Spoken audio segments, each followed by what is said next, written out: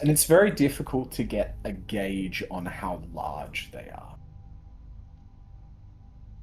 Staring, watching, and waiting.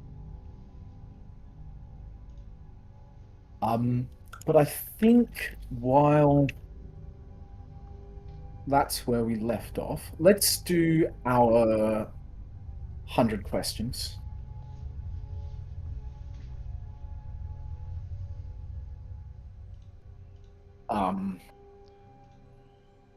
And we can just start going through it. I'm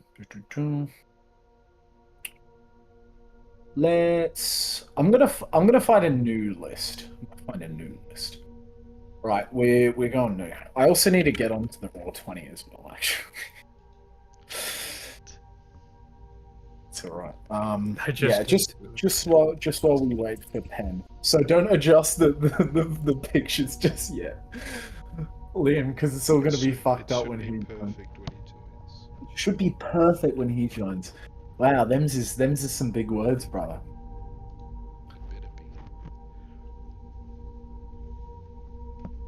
I just want to ask, how everyone's going. How's your day been? How's your day been, Sid? It's been good. It's been going. It's first snow of the year for us, so it's pretty nice. Awesome. Nico, what about you, man? You going good today? Had better days? It's a good day. It's nice and cold. I think better when I'm cold, and I got some art done, so pretty happy about that. I'm going pretty good myself. Yeah, still working. Getting going. I've been non-stop since start of December. Also, saving up for this trip in March, so I'll make sure it's a good time. How have you been, River? Pretty aight. Just a bit of a bender. Drinking for the last few days. Christmas party after Christmas party after Christmas party. And I decided to go to work today with a killer hangover. But some good old beef really saved the day there during the lunch break. Nothing like a good pho. Beef pho and a cigarette. I don't have a cig. I've been trying to get a little off nicotine, honestly. I've been coughing recently, so yeah, I should not. Did you get some dim sums? Nice one, brother. I'm just using this last one up, I swear. Ming, where are you going, huh? Yeah? My shit's on 0% right now. No, yeah. And I'm half an hour. Yeah? Hey, y'all. How are you? When it dies, you'll see me run over to the cabinet, pop us in, then come back. Ming's gone art, it seems. Yeah. Hard to tell. She's been pretty lonely at home because my parents also have Christmas parties. Oh. Yeah. You want to see a magic trick? I can pull out a river from Ming. Pull out a river from Ming, man. Yeah. Ready? Ta-da! Damn. It's river. River from a Ming. Have an inspiration. Oh my god. Sorry, next person. That was my magic. And a mad god and give out inspiration at wins. Follow that. Go, Liam. Yeah, pretty good for me so far. Just fixing printers. Got more printers coming in. Replace the printer with a new printer. Get rid of the old printer. I go to the dump. Take some pallets to the dump. Take some photocopies to the recyclers, not the dump, because that's the correct thing to do with metal and technology. Metal and technology. Other than that, man, Christmas got me fucked up. I'm busy as a motherfucker. This shit sucks. 'Tis the season to fucking suck dick. Ooh, 'tis do be the season to suck dick. And for anyone watching the stream right now, make sure you visit Liam at his workplace. No. Ah! Yes, dude. I fucking dare Um, you show up to my ends. someone roll me a motherfucking D100. Oh, 63. 4 numbers away from giggles. What did your character dream about last night? Let's start with you, Vessel of the Small Gods.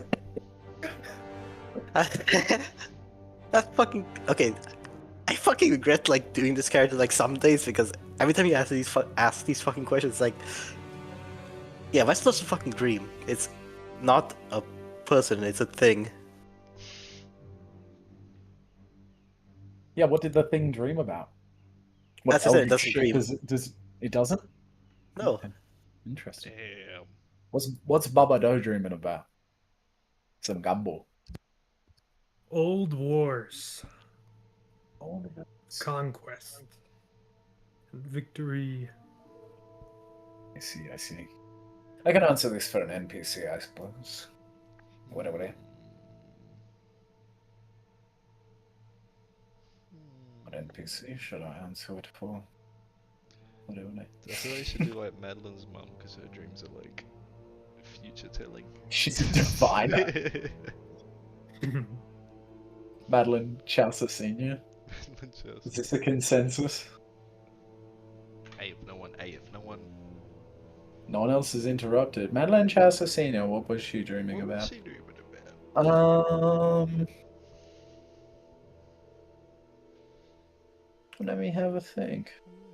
I like this Let me one. have a think. This is a deep one. Let me have a think. Considering she was most likely mum wine drunk, she tends to get. Everyone's been there. Probably not much. Like that same feeling when you're going to sleep while drunk and it's like a roller coaster and you're like, Julian's familiar. It's like some weird nonsense dreams. What's Gabriel dreaming about? I think Gabriel is definitely growing up the kind of boy that would want to be a superhero. I think he'd definitely dream of a scenario where he beats a villain and everyone's like, "Yay, Gabriel! Our hero, Gabriel, yay!" It's a nice little boy-like dreams Gabriel has. Is that right? Well, Yeah, every dream. What- I feel like every good night's sleep for Vel is like a fucking go to school with no pants on dream. It's just like embarrassment. I had and, that like, dream. Failure. I had Slow that dream motion last punch night, not drunk. my character. I dreamt I went to school without pants on. It happens. Yeah, it happens. I imagine it's like just a lot of dreams of. It's a lot of shit to worry about. I think because she doesn't talk about it, so she just dreams about the shit. Roll me another D100, boys. I got it. 8. Number 8. Number 8. I'll let you think about this one. Does your character have any noticeable scars? If so, what are their stories? Or, you can go with an unnoticeable one. For example, Vessel of the Small Gods, who happens to be covered from head to toe. Well, there's a lot of like spiritual scars in Vessel out during the years of its service. But they're like, what's the word again? They are noticeable, and they're likely just due to like spirits just not wanting to die. I see. But that's just part of the job. Babado. Does Babado have any noticeable scars? I can extend this to tattoos as well, if people want to chat about that. But... Yeah. Babado has these sort of glowing, ember-colored markings on his body that were left there when he was picked up from the stag. And that's all I'll say about that. I suppose I'm happy to answer for an NPC. Sorry, I was in the toilet. I missed the question. Does your character have any noticeable scars? If so, what are their stories?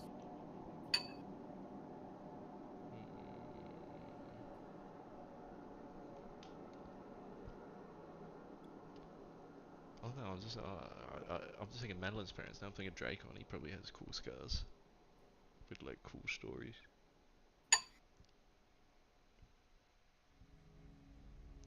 Tell us about Dracon's scars, Marcus. Dracon has a long axe mark going from the base of his neck running all the way down his chest, from where he was hit with a hatchet thrown by a friend who betrayed him. Damn. That's rough, buddy. Was Drake a former NPC? I mean PC?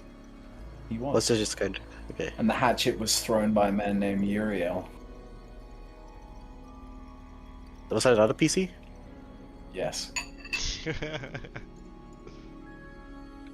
That was a time. That was definitely a time. So Dracon was what, Richie's character, and then who was Dracon was Uriel's Richie's character? character. Uriel's character was a player named Jester. Good player, strange guy. is what I have to say about Jester.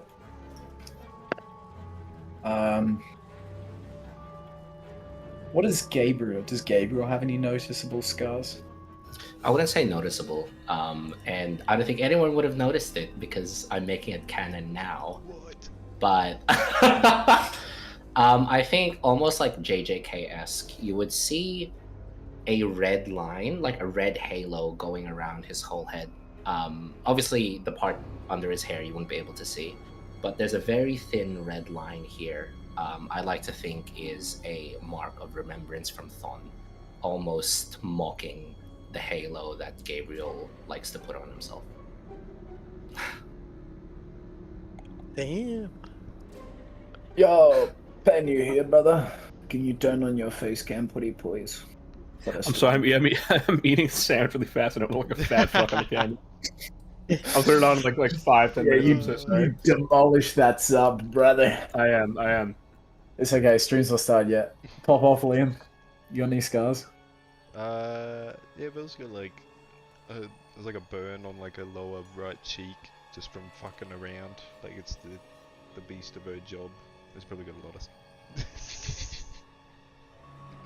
probably got like a lot of burns and small cuts under her gloves. But that's about it. She's pretty clean. But making bombs is dangerous work. I imagine Vel just smells constantly like turpentine and petrol. That sucks, yeah, man. That's pretty funny. she smells like a Ford Falcon XR8 fucking space gas past leak you. over here. It smells like fucking I shouldn't light a fucking cigarette over here, or I'll die. What about Francis? Does Francis have any noticeable scars, and what are the stories? Yeah, Francis has an open heart surgery scar. He has a pacemaker. That's sick. No, I'm fucking around. I'll remember that when Francis. someone has magnet powers. You get fucking like watchdogs. Francis probably has he's got a number of scars, mostly around his like arms and his hands and shit. It all just kind of blends together with his skin and the tattoos and stuff. He could probably come up with a story on the spot for each tattoo, but he's likely lying. I don't think he remembers how he got most of them. That's tough. You know what? This has been fun, and I think we should do another round. What do you reckon, boys? Give One Pen a more bit of round. time. Yeah, why not? Give Pen a bit of time to finish his sandwich. Thank you. I'm sorry. The Charlie from Smiling Friends gif was uncalled for, though. So I'm going It's accurate. I'll say that. It is to roll 100.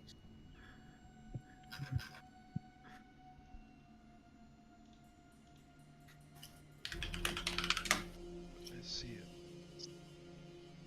it. 52. 52. Let it ride. That's how old This- I am on the this- inside. This question's weird, so I'm gonna pick another random one. What a freaky question. What was the question? Yeah. Something about like what your character's favorite pair of shoes was. Damn. I don't even wear shoes, man.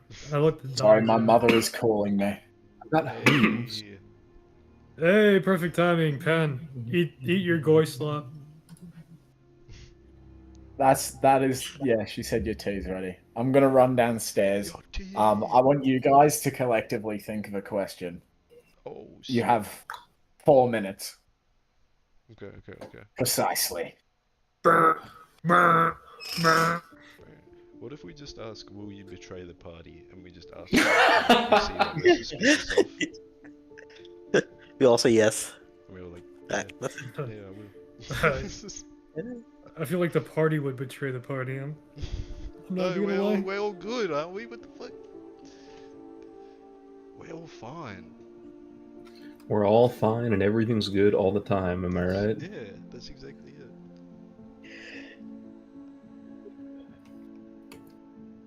Yeah. I'm hosting an in-person game on tomorrow night. I'm excited. Oh shit. Are you DMing? Yeah, I mean, I'm gonna try and run this this new fucking thing I've been working on. Oh yeah. You chose to do it in person? Is it weekly? We're gonna try it out once just for now, Okay. and if they like it, then we'll continue weekly. That's fine. Maybe bi-weekly, every like 2 weeks. Oh god, the sandwich is really good. I didn't eat shit today. Could we ask them like if they eat sandwiches or something like that? You can do that. Yeah. What kind of sandwich do you want at Subway? What's your Subway order? I think it could actually be a fun. I'm not even fucking. It could be a fun question. Are you a tourist? You A are a man- a man- tourist. Brazil is a beautiful country. Every Okay, have a very good day, my friend. I think a man's that one taste in and, sandwich. I like Roy Disney better than that one, but that one's pretty good. I think a man's taste in sandwich is a lot about him. I think this could actually be a good question. I'm dead fucking serious. This could be handy. I'm trying to think about what sandwich I like. What kind of sandwich you like? What kind of sandwiches? Everyone here, name off your favorite sandwich. I have My a pork answer would be a sandwich. breakfast sandwich. Salami cheese. Good choice. Your boys got salad and teriyaki chicken skills. Hell yeah. Okay. Did you end up coming up with the question? Yeah. Will your character betray the party? Huh? That's it. Will your character betray the party? Alternatively, we Okay, had I'm favorite gonna ask sandwich. what's on name the top 5 items on your character's grocery list. Go. Go. We're gonna go backwards to front now, because I think Sid needs some time to think about what the fuck is best for the small gods buying from a store. Pen. Quick fire. Francis' grocery list. Prosciutto. I don't know. Fuck, what translate? Like beer, pretzels. I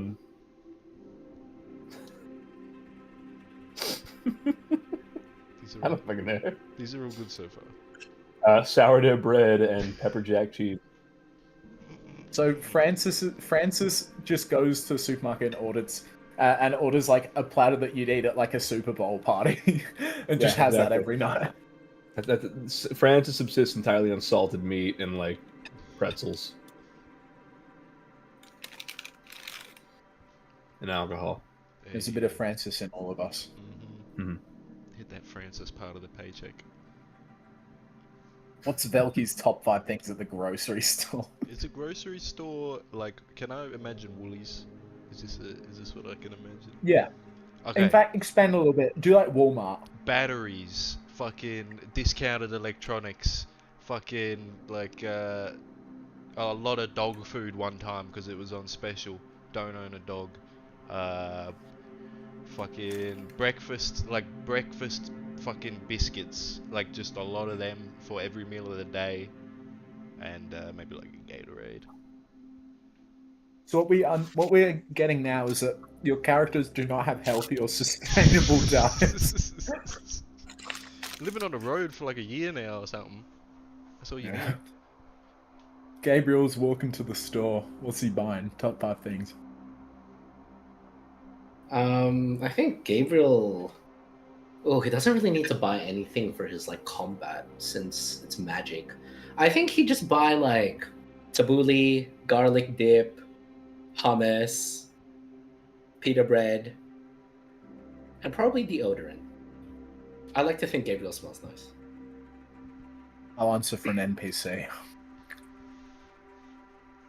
What is Sylvanus's top 5 grocery items? Souls, blood. Blood of the innocent.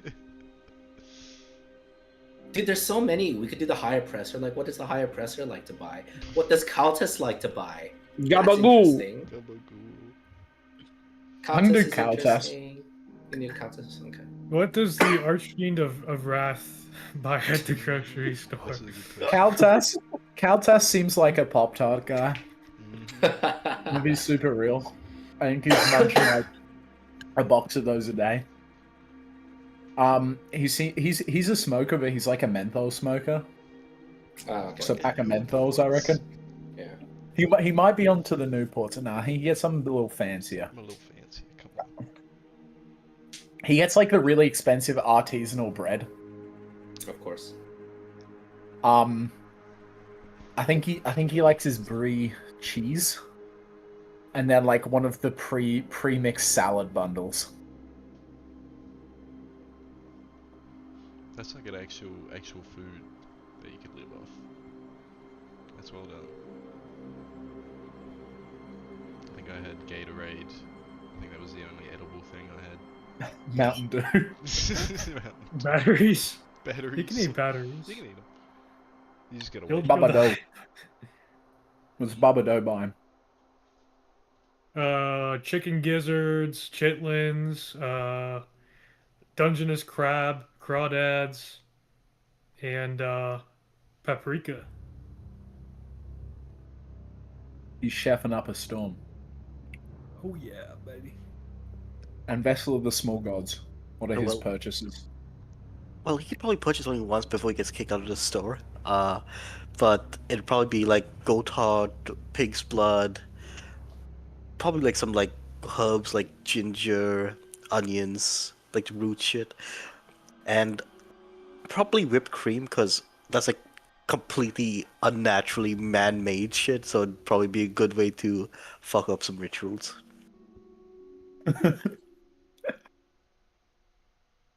Unholy. He only be consuming the most processed meats of all time.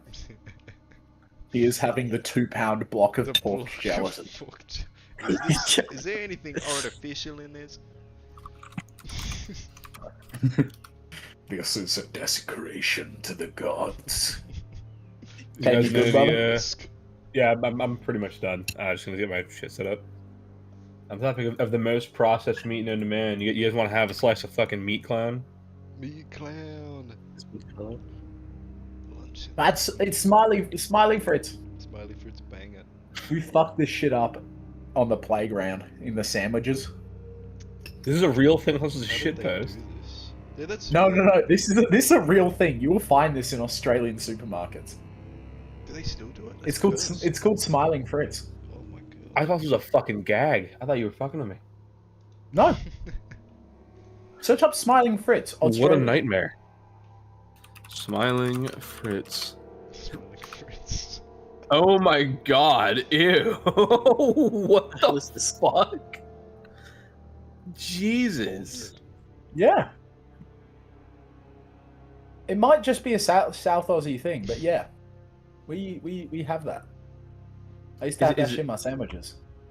Is it just colored or is it like taste different on the red bits? No clue. I had it with spinach and tomato sauce in my sandwiches. Tomato I was a sauce weird on kid. Fritz is just fucking. It you was just tasted bad. sauce. Like who gives a From a fuck? Tenuta supermarket in 2019 due to being a slipping hazard. You can grow that shit up too. Anyways, The fuck is fairy bread? You guys eat this? Fairy bread is goated. Hey, what is this? You guys eat this? Hey, fairy bread No, is he's goated. right. He's right. It's weird. There's It's nothing Tread really wrong. lightly. bad for you. Tread Yeah, but lightly. is it alright? like- It's so Have you never had good. like buttered bread and like just eaten Good it? shit. Well, yeah, Good that's shit. fucking toast. Exactly. Just put sprinkles Right, on now it. put sprinkles on. Yeah, that's not a fucking dessert. That's delicious. It's like a snack. It's like it's like goes with a hot dog. Hot dog with that shit? But yeah, what? No, you lost me even more, And dude. not cut together, but like We're fold. gonna That's cook these fucking motherfuckers a wartime sausage rationing sizzle food. with some fairy bread. That's sizzle fairy bread. That's like a fucking wartime ration food. That's what you get on your birthday during the fucking Blitz. Okay. Do you want some I need Tim you- I need Tams you with to your Fabby understand this. Knuckle? Australian foods are always very cheap and easy to make because Australian parents would rather spend money on alcohol than their children's lunches. Yes. Okay? We eat a So- fucking like a gummy worm, like a single gummy worm in a Turneth your webcam on, Benjamin. In the setup, sorry. Okay. The water beneath your feet becomes perfectly still. Its surface stretches out without ripple or reflection, smooth as polished stone. The horizon dissolves into darkness until there is no clear edge between sea and sky. Above you, the heavens are empty.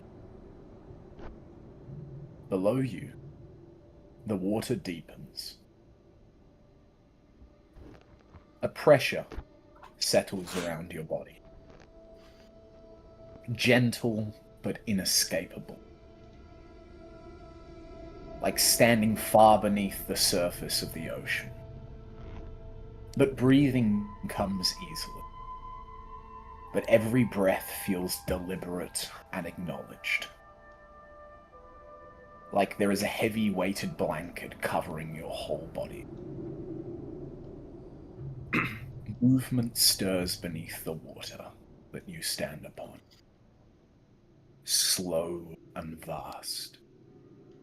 The surface does not break, while the shapes pass beneath it. Immense currents shifting in patterns too large to follow. One by one, eyes open in the abyssal depths above you. Countless and unblinking, their attention sweeping downwards. They linger on you. A presence settles across the realm. As it begins to fill with water. The space between breaths. The weight in your chest. Ancient awareness spreads outwards, touching each of you in turn, pausing just long enough to be felt. The water beneath each of your feet begins to respond differently. For some, it darkens. For others, it warms. For others still, it hardens into something solid and familiar.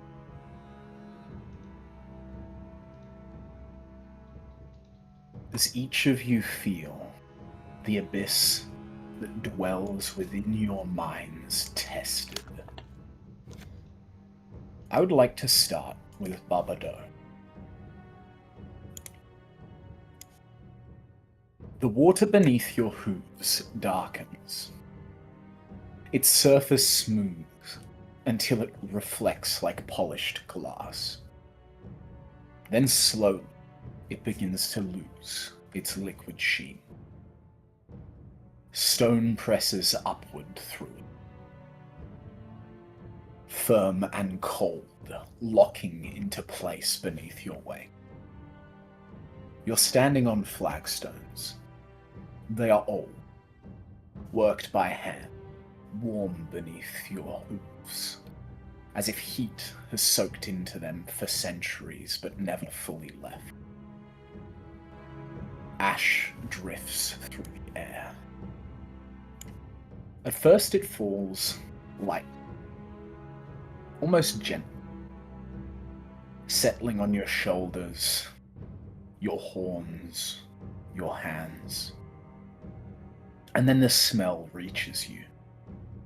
Smoke, burning timber, scorched grain, iron heated for too long in a forge. You lift your gaze. You lift your gaze, and a city stretches out before you. High walls of dark stone ring it, cracked and blackened. Towers rise above the streets, their banners torn, their colors half consumed by the fire. Gold inlays along rooftops glow dull red where flames are licking across them. Roofs of houses are beginning to collapse inwards, sending sparks spiraling into the sky. The streets are full.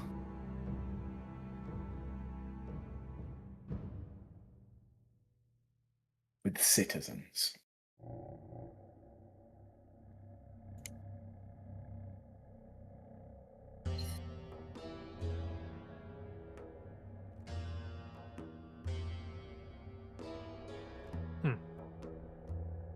Can I move around? What is my...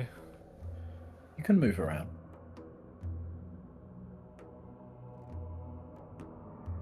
Is there anyone close to me that I can talk to? You stand up from your throne, overlooking the window to your city, as the peasant mob is surging towards your castle. At either side are two guardsmen, dressed in gold and red filigree. Accented ceremonial helmets covering their faces so you cannot see their expressions. But there is an air of concern as they are looking towards you in your authority. And as you look down, it is Babado. It's not the form you used to have, it's the form you currently have.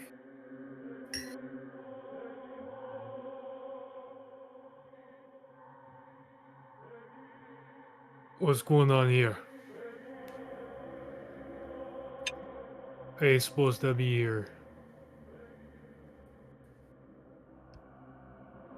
They speak back towards you in a language that it takes you a second to recognize, and then you realize and remember that you're fluent in it. The peasant mob have broken through the outer walls. They'll be in this room in minutes. Sancian has fallen. The gods have turned their swords upon us.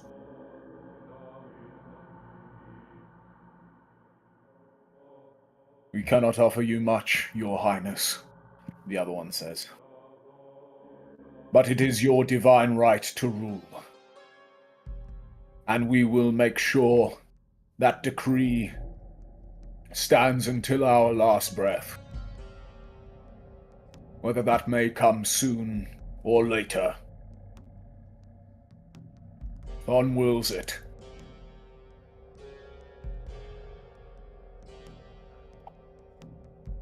They're gonna win anyways, yeah. Just let them through.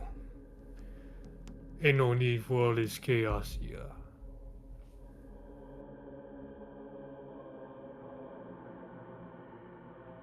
Crowd surges forward in waves, filling avenues and courtyards, faces streaked with soot and sweat, eyes red from smoke and fury. Tools raised in shaking hands, pitchforks, hammers, knives, broken planks torn from doors. Their voices roll together into a single sound, like a wave, shouting, screaming, chanting words you know before you hear them. The dream begins to change and you're pulled forward.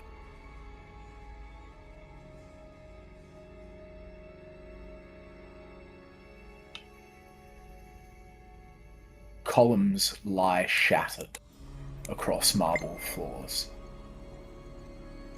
Windows gape open, glass melted and warped along their frames. Firelight dances across mosaics depicting victories, coronations, and conquered lands.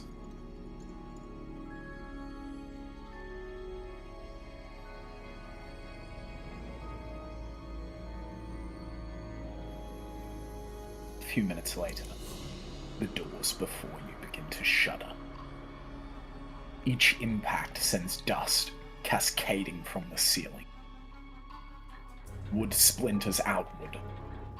With every blow, you hear fists striking oak. Hear iron tools bite deep into the wood. Voices pressed right against the barrier. Behind you, the two guard you spoke to earlier stand frozen.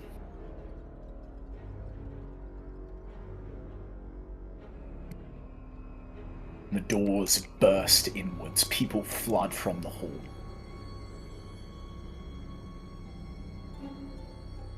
Like a tide, your throne room is swamped. They pour across the marble, trampling fallen banners, slipping in blood that spreads across the floor in dark streaks. The guards rush forward and one of them grabs their spears and wrenches it free. The other guard is dragged down by his cloak, and they beat him until he stops moving. Their shouting sharpens. Names are hurled like stones, so I'm gonna...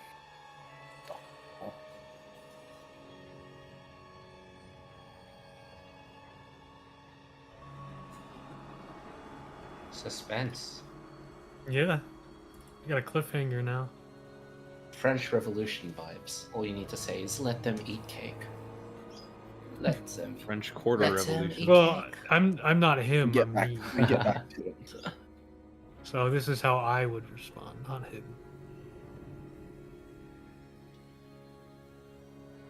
Things are different now. They see you. The shouting sharpens. Names are hurled like stones. Accusations crack through the hall. Hands point. Faces twist with grief and rage. You are seized.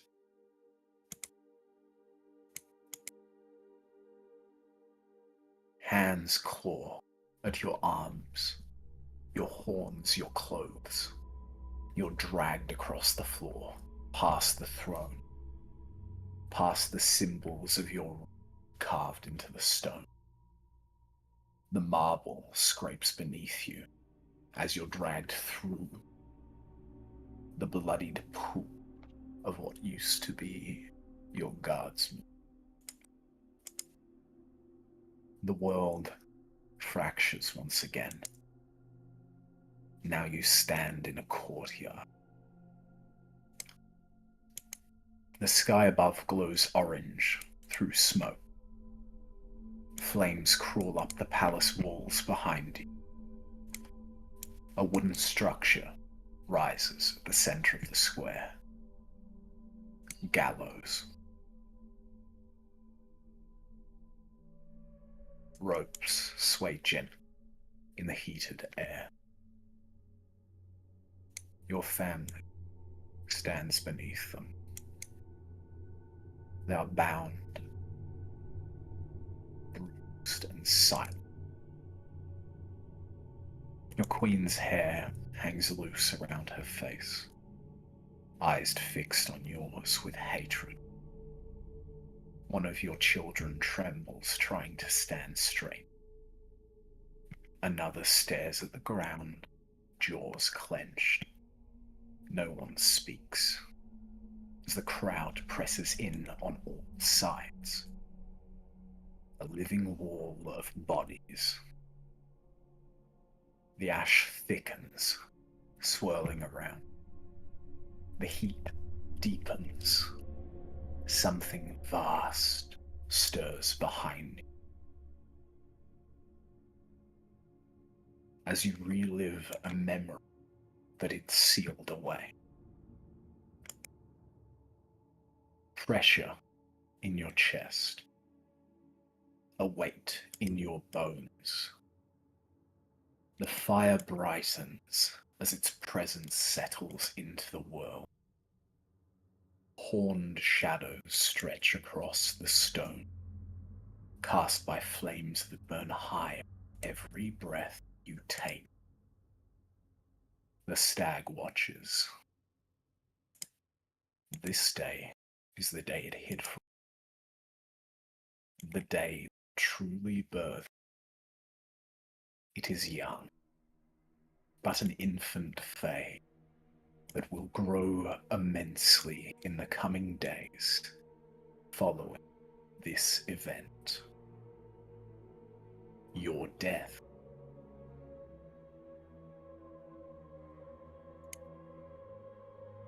It watches from everywhere the fire touches. The Thara. Her attention coils around your thoughts. Heavy, reaching into places you had sealed away long ago. Memories surface unbidden. The mind's running dry. The tributes demanded. The dragon's shadow crossing your lands. The first riots breaking out beyond the gate. The ropes creak in the gallows. Below the courtyard, beneath the city, beneath memory itself, countless eyes open in the dark. They watch without blinking, without judgment, without mercy.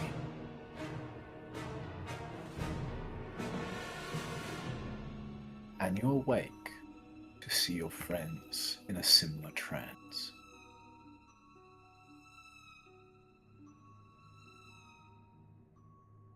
As memories long ago kept from you have resurfaced and been freed by a god in the abyss.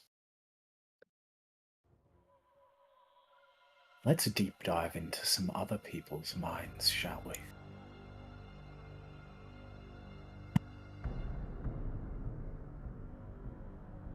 Vessel of the small gods. Yep. The water beneath you holds. It doesn't shift beneath your weight, and it doesn't resist you. It's accepting. The sky above is vast and empty, stretching without horizon or feature. There is no sense of distance here, only presence. The abyss opens below. Eyes awaken in the deep gradually, like stars emerging at dusk. Each one focuses inward, past shape and form, into the layered essence you carry, and the souls within you begin to stir. They move gently, without friction and without urgency. Small lights drift through your being. Some warm, some cool, some barely perceptible, but each one distinct, each one intact. You're being separated, analyzed. A name surfaces. Then another, and another. They're not spoken aloud, but they are known. The river spirit of a vanished floodplain, remembered for the way it cooled the feet of children at dusk. The Dwegar hearth-god of a stone village, once honored with bread and quiet gratitude each winter morning. The wind that guided sails between two ports that no longer exist. The god of salt and labor, whose worships ended when the mines of its town flooded and collapsed into the sea. Each presence is touched by awareness. Each is recognized. The water deepens as something vast settles beneath the surface. Vathara rises within the depths, her presence without her form. Her awareness flows outwards, brushing against the many souls you carry. She knows them as histories, as fulfillments, as endings that were honored. Her attention lingers on each light in turn, acknowledging their passage, their purpose, their fear, their rest. None are hurried, none are overlooked. The water grows still, a quiet passage between you. Understanding moves through the depths. Clarity.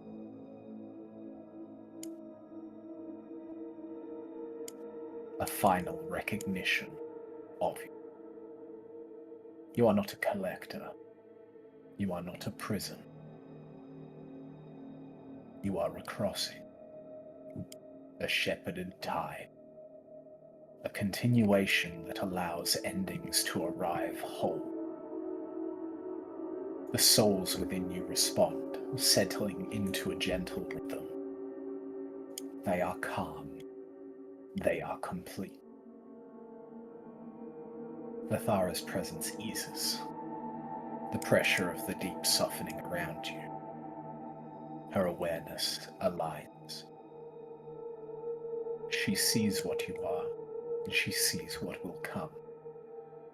She accepts the shape of that future.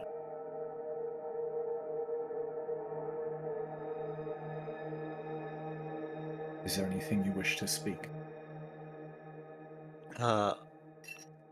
Yeah, no. Vessel will. Yeah, Vessel's just not going to do anything here, actually. This is just part of the test, part of the thing for it. It really doesn't have. What's it called again? Yeah, it's just not going to do anything. It's going to accept. The eyes close one by one, satisfied. And everything remains the same. You stand as you always have, carrying many, guided by none, fulfilling the cycle entrusted to you. Well, when the realm releases you, nothing is taken, nothing is added. You have been known, and that is enough. Gabriel.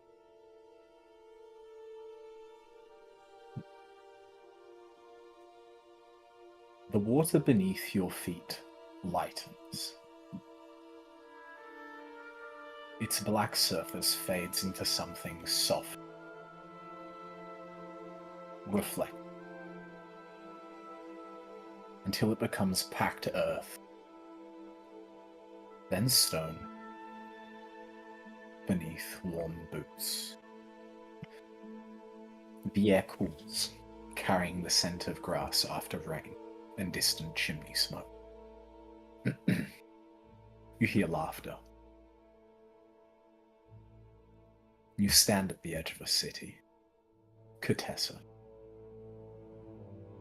Not as you know it through duty and expectation,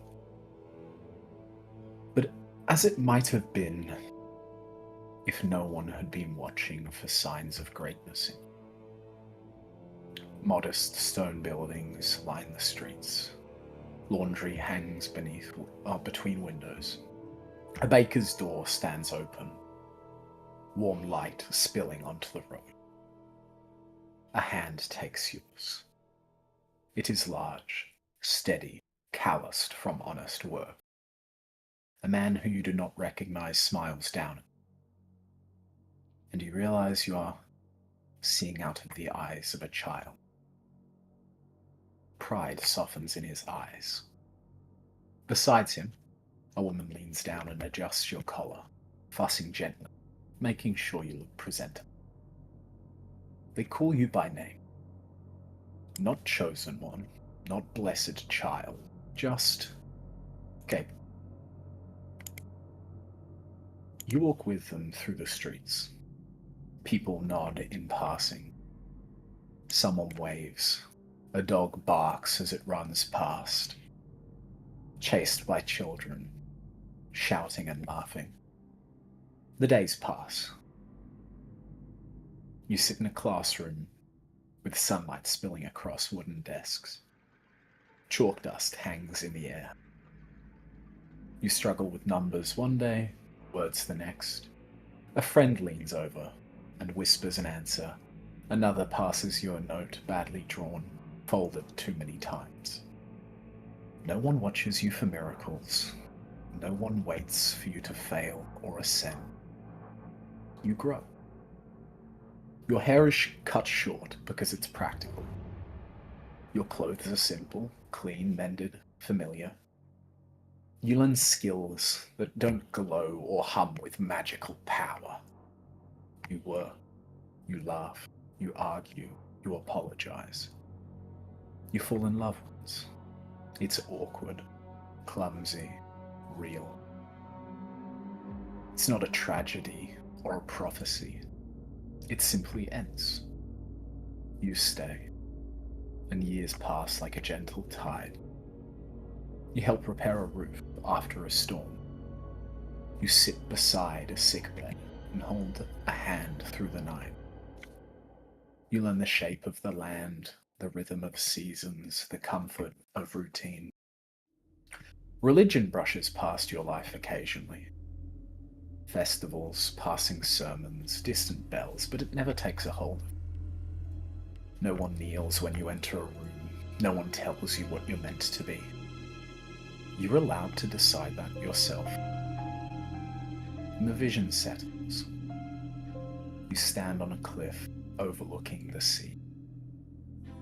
The wind is steady, cool, salty. You're older now. The same age you are today. Your hair is short, your clothes are ordinary. Worn boots, a simple coat, nothing embroidered with meaning. Your hands rest loosely at your sides.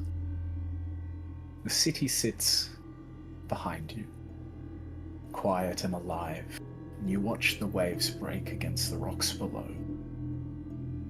There's no weight pressing on your shoulders, no voice whispering destiny into your ear, no expectation demanding blood, coin, sacrifice, or faith. You breathe in, you breathe out, you smile. It's a small smile, unremarkable, genuine.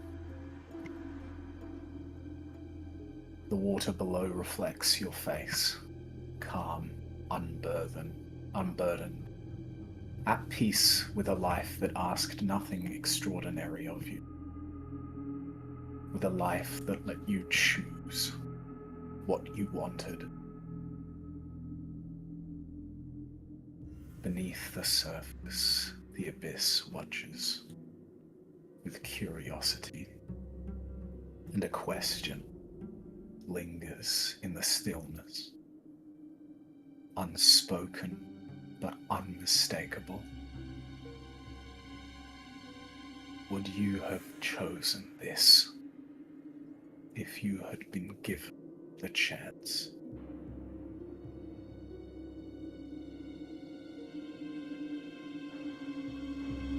It's in a cliff cliffside ripples away, an illusion in the water, and the depths of your mind unlocked is left to linger on that question.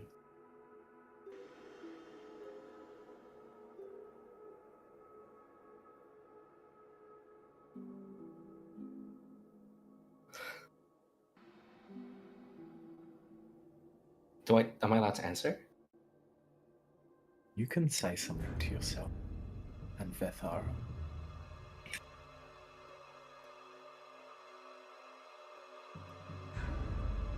I think it's nice to dream of a world where I didn't have so much on my shoulders, and I didn't have a lot of responsibility placed on me by others and by myself. But knowing what I know now, given this knowledge and what I've been through, the people that I've met, the experiences that I've had, given the choice, I don't think I would change anything. I'm proud of who I am today, and every step that I took was essential into getting me here.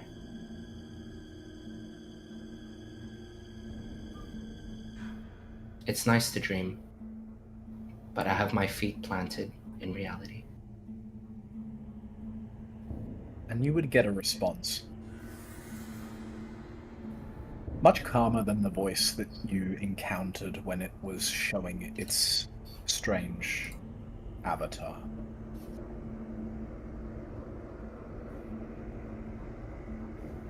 None of this is your fault, child.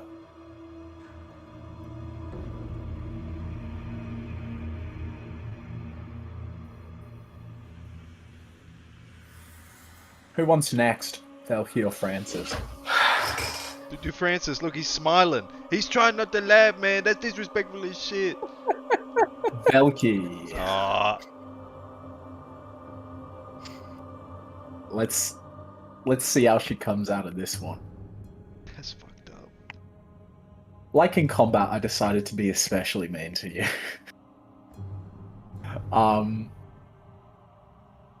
The black water beneath your feet lightens. It becomes packed dirt, dry and familiar. The air is warm, carrying the smell of hay, animals, and cooked food drifting on evening breeze. You're standing at the edge of a town. Small, quiet, and alive. Low wooden buildings sit close together, practical rather than proud.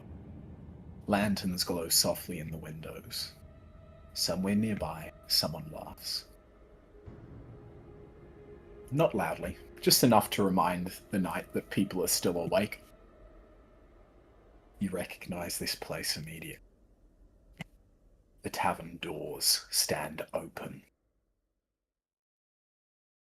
Light spills out onto the road, accompanied by voices and music. You step closer and see them inside. Faces you know. Faces that once knew you. Creighton ducks beneath the low ceiling, laughter booming as he lifts a mug. Poke perches on the back of a chair, feathers ruffling as he mimics a tune from the room. Rosella leans against the bar, smiling as she listens to someone else talk, her attention never fully leaving the space around her. The room feels warm, safe, and you smile and laugh. Then, the doors slam in wood. Wood splinters, iron groans. The music dies, and a figure steps through the wreckage. Your father, Klaus Walker. He fills the doorway, immaculate and terrible, his presence bending the room around him alone, His gaze sweeps the tavern with cold precision. Creighton rushes him and is lifted off the ground with one hand. A feat of strength for a man barely 6 feet tall lifting a giant like that is inhuman. The room freezes as he addresses the man who sits in his clutches. Where is my daughter? Where is the key? You stand at the back of the room, and your heart pounds. You feel the familiar instinct rise, to move, to run, to disappear. Rosella's hand closes around your wrist. Her grip is tight and steady. The townsfolk do not speak. No one points, no one answers. They are keeping you safe through anonymity, sacrificing themselves. Klaus's eyes narrow, and he tightens the grip on Creighton's throat. And something shifts. Someone steps forward. Then another. A farmer grips a pitchfork with shaking hands. A halfling woman lifts a cleaver from the bar. Someone overturns a table, not to hide, but to block the doorway. You feel it then. Resolve. The barn doors outside slam open. Hooves thunder. A shout goes up. And the town begins to move. The fight is chaos. Klaus strikes like a storm. Precise and merciless with his bare hands, stone cracks. Wood splinters, bodies are thrown aside, but they rise again, and again. Creighton breaks free of his grip, staggering into the fray. Poke dives from the rafters, screeching. Rosella does not look at you, she instead looks at Klaus and charges. Time slows and you shift. You are outside now. The night air bites cold against your skin, and the barn looms ahead. The path you remember taking. To run. Escape. Safety. Survival. Your hand tightens around your pistol. But this time, this one time, you decide to turn back. You run towards the tavern, taking the path you didn't take. The doorway yawns open and smoke and dust is pouring out.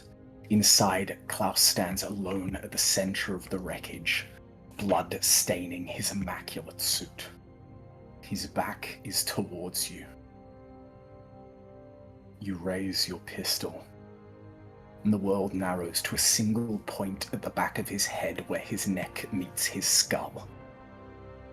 And you pull the trigger. Light erupts.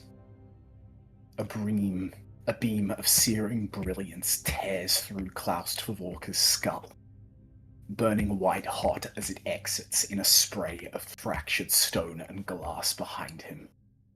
And he collapses. Someone laughs, shaky and disbelieving. Creighton leans heavily against a broken pillar, alive. Poke hops down, feathers singed but intact. Rosella turns towards you, eyes wide, then breaks into a smile. The town stands. People gather, hands clamp your shoulders, someone presses a mug into your hand, someone else laughs and cries at the same time. You're here. You stay.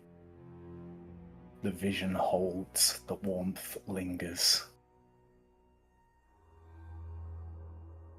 The ground beneath your feet softens as reality hits you harder than the depths of the abyss. Countless eyes watch. They do not accuse you. They do not praise you. And a question settles in your chest. One dwelling in the depths of your mind for a long time. If you had stayed, if you didn't run, would it have been enough? Could all of you have done it? There were so many people there. Maybe. Just maybe. And the water around you is still. Your doubt echoes outwards, and Vithara listens. Lucky last. Francis.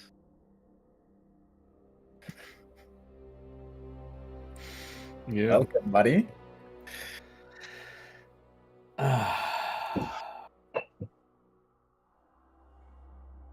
Which one am I gonna get? Am I gonna get the ideal life dream, or am I gonna get the horrible past? What does Francis think about in the depths of his mind? Let me give you some insight. The water beneath your feet hardens. Cold stone presses against your back. Your arms are spread wide, wrists bound tight with iron bands etched in ritual script. The surface beneath you is rough, stained dark with layers of dried blood that no amount of scrubbing has ever truly removed. A stone altar. You recognize it instantly as old wounds in your mind begins to open. The chamber is circular, carved deep beneath the earth. Torchlight flickers along walls inscribed with spirals, runes, and symbols of judgment and dominion. The air is thick with incense and old magic, heavy enough to taste. Footsteps echo, measured and confident, and a figure steps into view in front of you. The High Oppressor.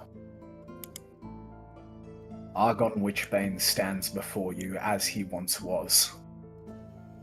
Younger, broader, unscarred by doubt. His armor is immaculate. His expression is calm, resolute. His eyes do not waver when they meet yours. He does not hesitate. He raises the knife. The blade is blackened steel, its edge shimmering with ritual power. It hums softly, eager as if it already knows its purpose.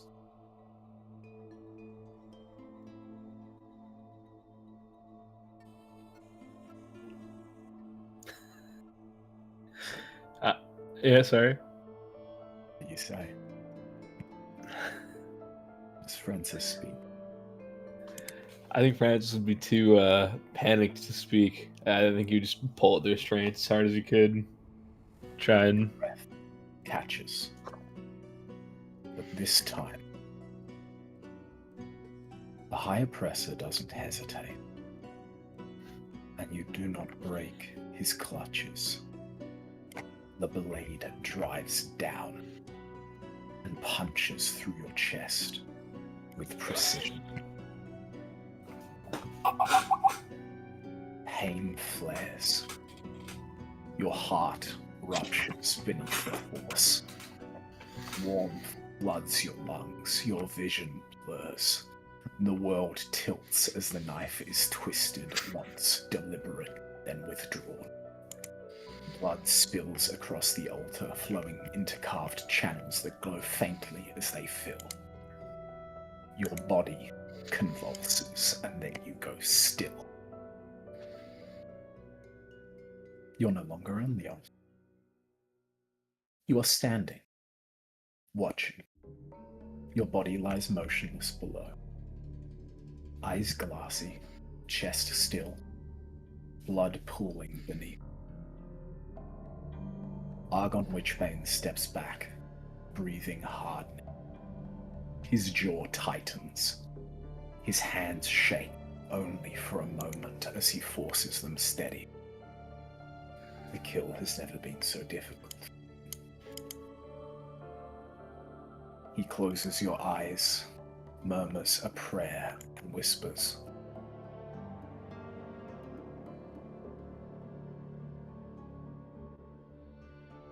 "I'm sorry."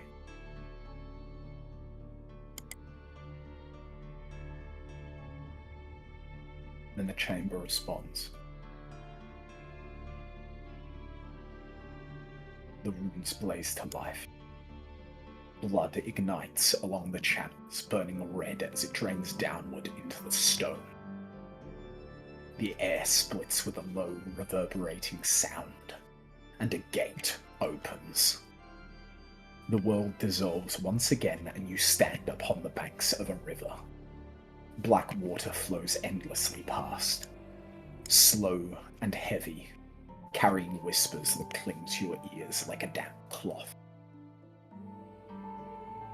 Faces surface briefly in the current, screaming, pleading, silent, before sinking again into the depths. The river sticks. Argon stands on the edge, stripped of his armor, clad only in ritual garb darkened with your blood. In one hand he grips a black stone compass, its needle spinning wildly before snapping into alignment. He does not look back. He steps into the river. The water swallows him, and you follow. The descent is long. The river pulls downward deeper into the underworld, far past the realms where dead are judged or laid to rest. The air grows heavier. The light dims until only the compass glows, casting jagged shadows across stone walls slick with something darker than water. Screams echo ahead. Not the distant cries of the dam. Closer, sharper, agonized. The river slips into a cavern vast beyond comprehension, and there is a wrath. It burns. So hot, you're convinced all the water in the world could not douse it. A towering shape of fire and rage coils around jagged spires of obsidian. Its form constantly shifting, splitting, reforming. Its presence presses against your mind like a physical force, threatening to tear thought apart into madness. It is hatred given shape. Around it, thousands, if not millions, of souls suffer.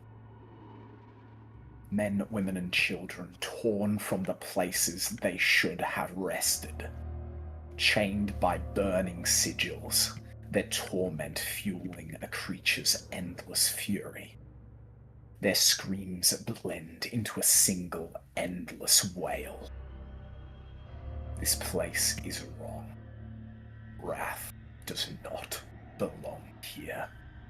And Argon steps forward as the compass needle locks into place. Wrath turns. The fight is brutal, but it's clear that the younger High Oppressor is prepared. He is a Watcher's paladin after all. This was his one purpose. Argon's thrown across stone, dragged through fire, crushed beneath waves of infernal force. His flesh burns and his bones crack. He rises again and again, fueled by purpose, by the knowledge that the cost has already been paid. Your blood stains his hands. He drives his glaive into Wrath's core. The demon shrieks, a sound so violent it fractures the cavern itself. Fire explodes out, consuming everything in searing light. Argon holds fast and pushes deeper. With a final thunderous blow, the demon shatters. The fire collapses inward, imploding into ash and silence. The chains snap, the souls fall free. Countless people can rest again. Light spreads through the cavern. Soft, warm, merciful. They rise, free. The river carries Argon back, and he emerges onto the shore, broken and burned but barely alive. The compass crumbles in his hand, and he falls to his knees and sobs. You see him again years later, and he stands before a cheering crowd. His armor bears the royal filigree of a hero. His scars are worn open, and he is hailed as a savior. Statues are raised, songs are sung. The demon lord of wrath is gone. The cost is never mentioned, and your name is never spoken. The vision darkens. The water beneath your feet returns. The black sky presses close. Below the surface, countless eyes open, watching, weighing, understanding. The question is not spoken aloud. It settles heavy in your chest, unavoidable. If you had died, would the world be better for it? And the water remains still. Each of you gaze around at each other as the visions loosen their hold. Those voices recede into memory, but questions posed dwell at the fronts of your mind. The eyes below the surface begin to close for everyone, and so do the eyes in the sky. One after another, their attention is withdrawing in a slow, deliberate rhythm, like a tide settling back into the deep. The pressure lifts. The space around you opens, carrying the faint sensation of salt on skin. The echo of cold water. The steady certainty of surviving something immense. Mathara's awareness remains. It moves through you like a current passing from one to the next. The water ripples outward in wide, even rings. The horizon begins to crumble, replaced by the world you know. Maybe a little differently now. You have been seen. You have been measured. And the deep returns to its silence as the cold wind once fills your skin again, and the ship returns. The third trial didn't require any rolling. It just required trauma. Let's take a 10-minute break there. While we process what Jesus. what Oh my god. Wow. Guys, Stop crying. My favorite episode of BTV is the one where they do the trauma episode. I like the trauma dumps. Dude. I'd be happy. Shit. Stop.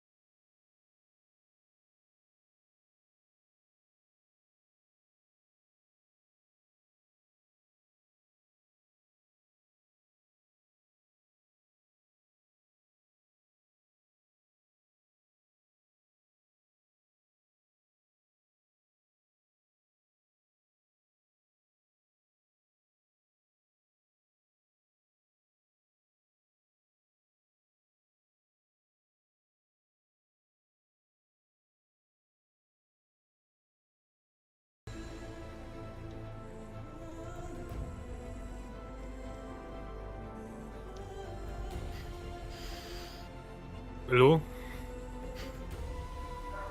I think Francis is Gabriel. Oh, you go. sorry, you. No, No, you you. go. He's kind of standing there with grit teeth and like clenched fists. He's not saying anything. So you saw it too? You see Gabriel almost look kind of refreshed. How am I meant to...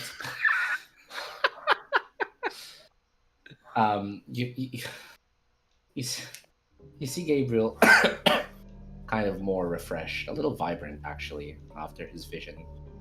And he looks around at each of you and he says,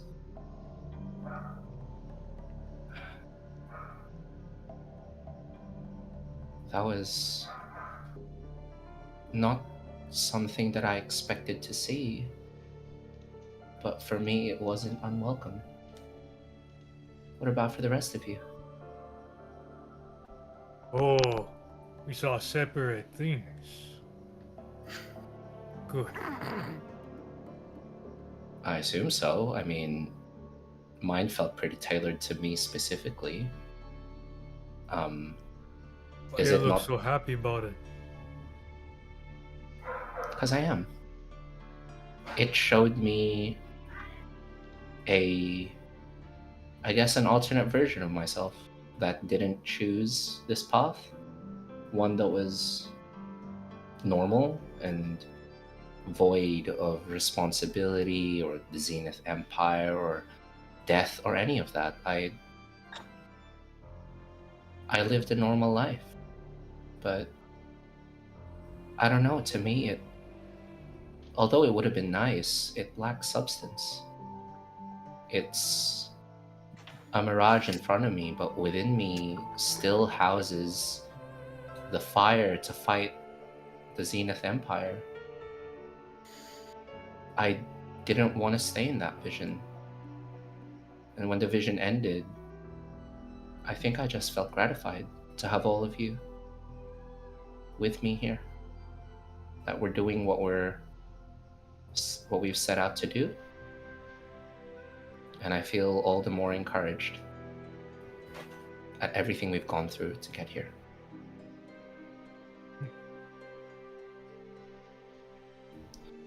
But judging from the rest of you, I see it was not as pleasant.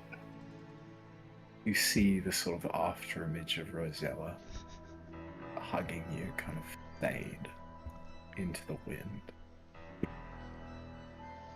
Was her name Rosella? Rosella. Rosella. Rosella just gone. That warmth dies.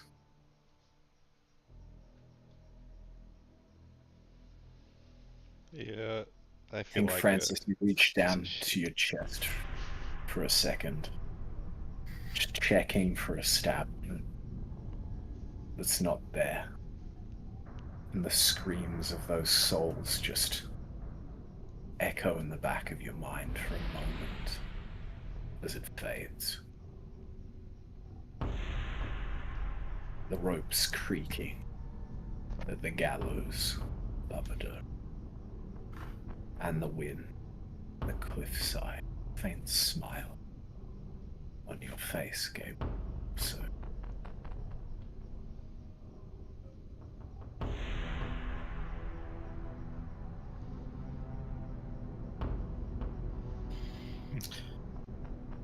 I don't mean to be intrusive, but I feel there is a lot of words currently unsaid between everyone else here. And the least I can do is offer a listening ear to anyone that would wish to speak their mind.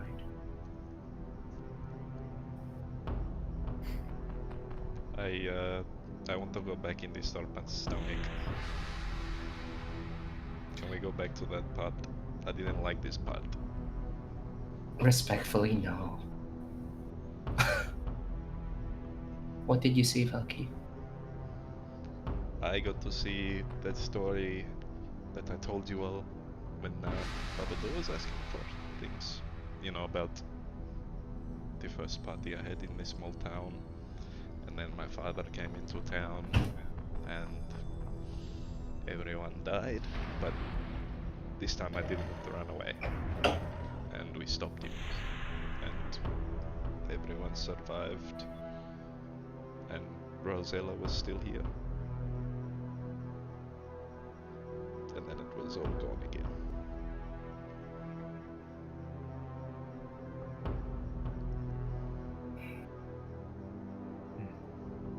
Do you mind? Must if I have look- been. Go. Must have been painful. I see that.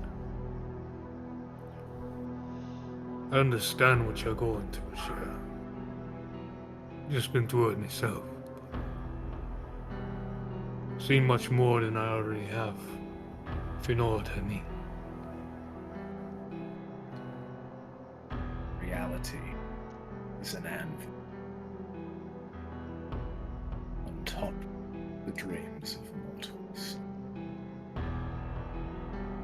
And doubt weighs heavy on some of your souls.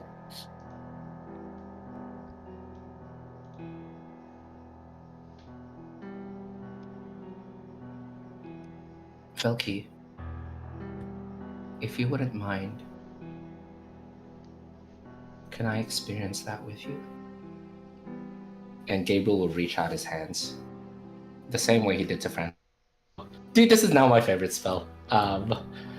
He is offering to cast Detect Thoughts so that he can go through what you went through in your vision. Yes, sure, why not? You sharing your shame? I'd feel a bit better if you knew what I was trying to talk about. With the depth, with what was hidden in the depth of her mind now revealed to the forefront, like the light on a prey-seeking anglerfish, in the depths of the deepest trenches, you get flooded with the joy, elation, at a reality that never came to pass.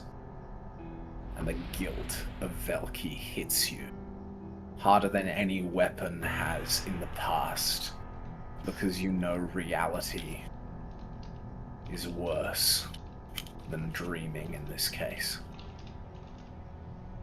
Because you think you could have saved them. You were showed a path to victory. A path that is so far in the past that it can never be recovered. And now, you're faced with the burden that lives in the forefront of Velky's mind. A cruel fate for any man or woman. Cowardice.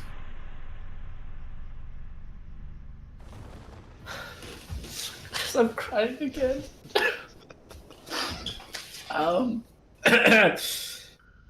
As Gabriel gets hit with all this, his eyes snap open. Would be a good dream.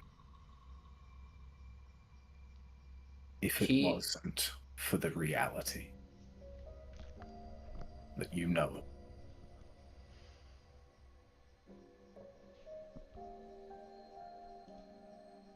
Gabriel pulls you into a deep hug and just says, "Oh, Velky."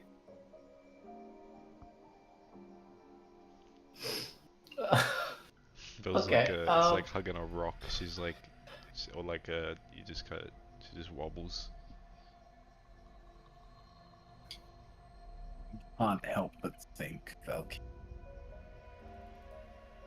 that Gabriel, in all his best attempts at comforting, was not as warm as that hug from Rosella.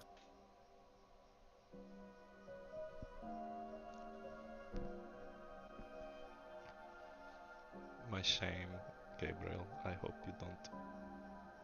Well, you know I've stopped being as much of a coward, but this is something that I locked away for a while, and it's really fucked up. to show me that I don't like this god at all. I still Sorry, don't like I'm gonna let gods. my cat out. Like fucking gods suck so far. I think Gabriel will say that the god Vithara spoke to me as well in my vision. I think she meant it for something in my life, but I think I can confidently say it to you as well, Velki. None of this was your fault.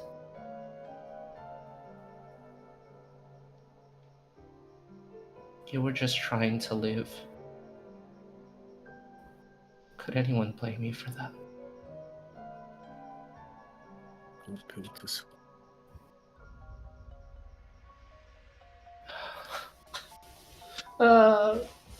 Francis, what are you up to?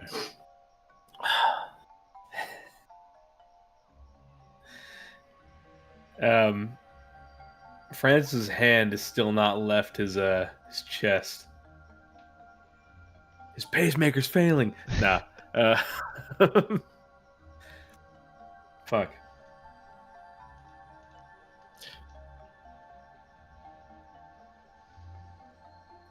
He kind of sighs and kind of mumbles to himself that no matter what happens, this can't leave him for whatever reason. He's still stuck there somehow.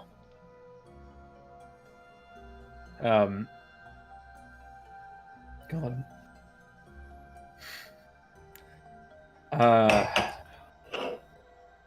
The burden of a life lived that does not equal the greatness of a life died. Francis is almost trying to justify his own existence to himself. He's getting pissed off. He turns to everyone else. None of it's real. It doesn't matter. Doesn't matter. It's all bullshit to get in your head. Forget it. Forget it. I think it might as well be real. Francis, my spell's still going. Round 2. He recoils a little bit. Gabriel. If you trust me. Only if you trust me. It's not a matter of trust. I'm not ready for that. Not yet. And that's okay. Baba Doll?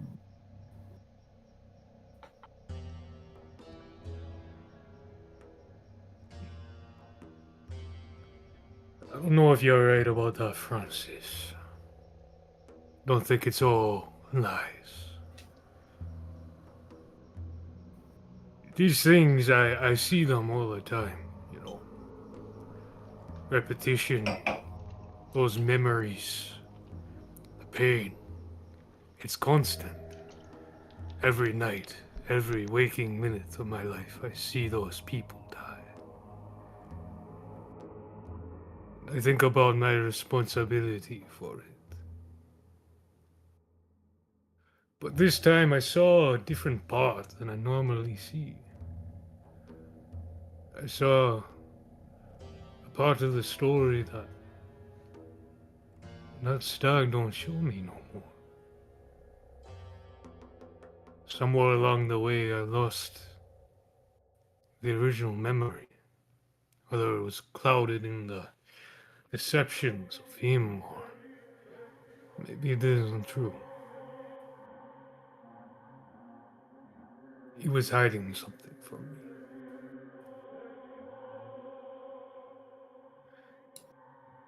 This Vithara, whatever this god is called, names don't matter, they all blur together.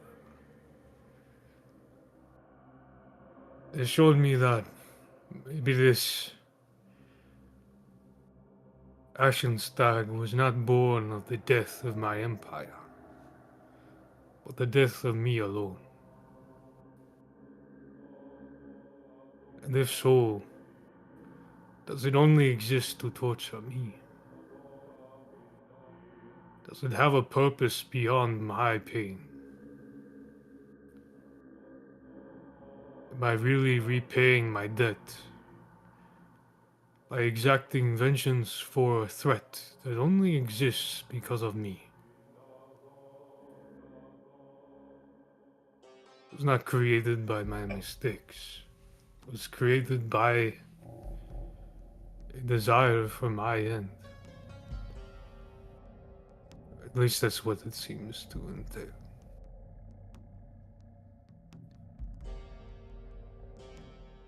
You would like to see,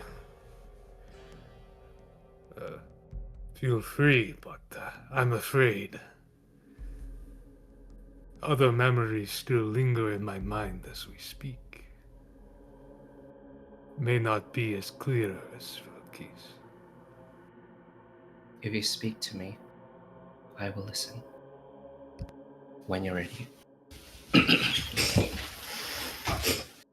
Okay, we put our hands on Babado's temples. What do we see?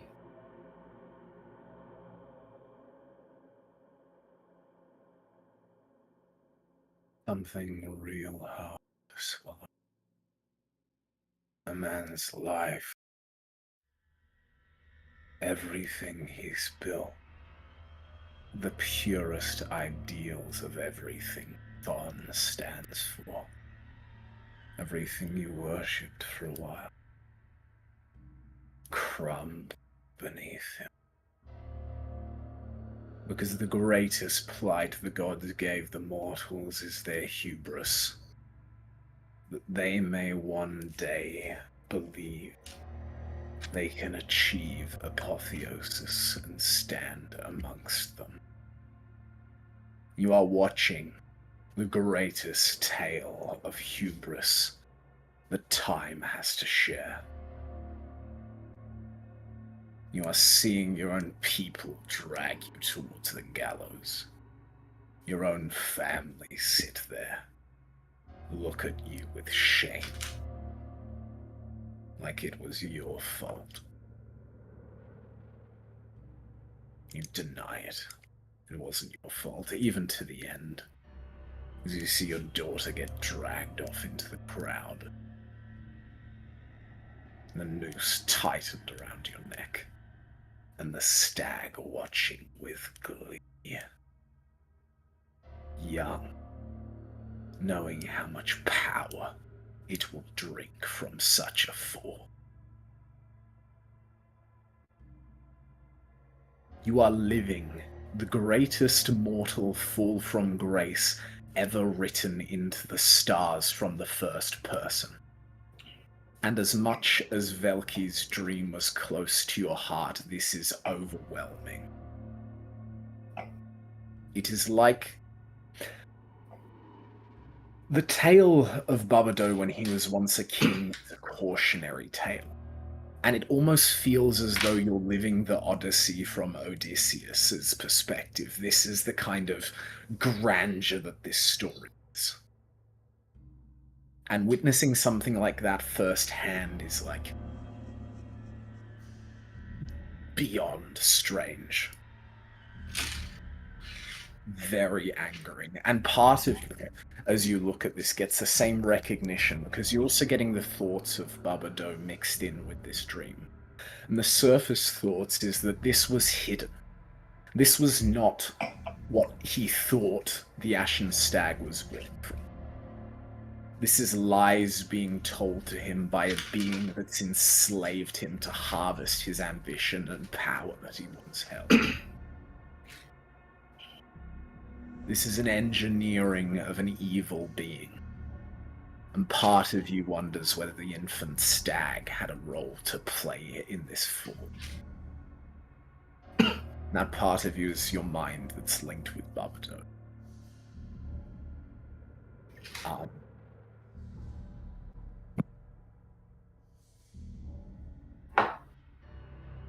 Oh, that's a lot. As Gabriel witnesses and experiences all that, he'll look at you and say, and ask, do you hound yourself with guilt, Babado?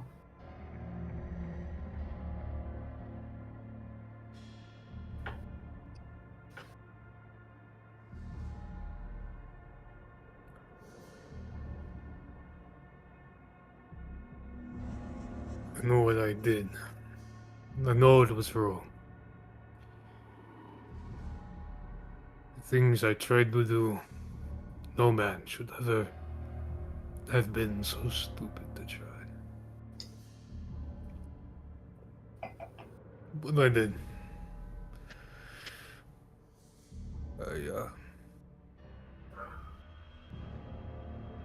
500 years. I've been paying a debt I assumed was for my people.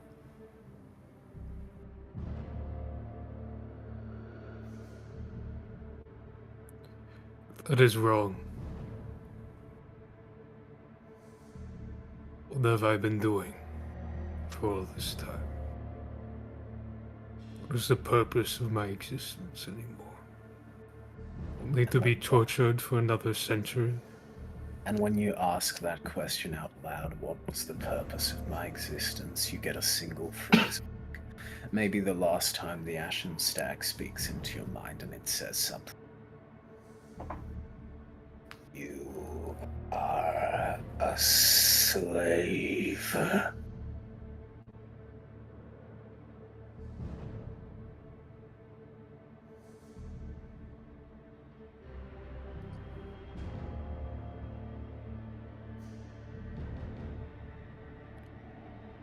Do I hear that? Because I still have the detect thoughts up.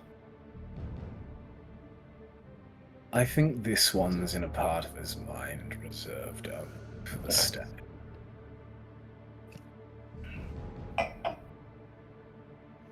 It is face shit, so. I think in response to what you said, Gabriel will say, I think you have spent a lot of time trying to make up for something that was absolutely... What am I supposed to do with this? Never take the time to sit down and think about these things. I never sit and think.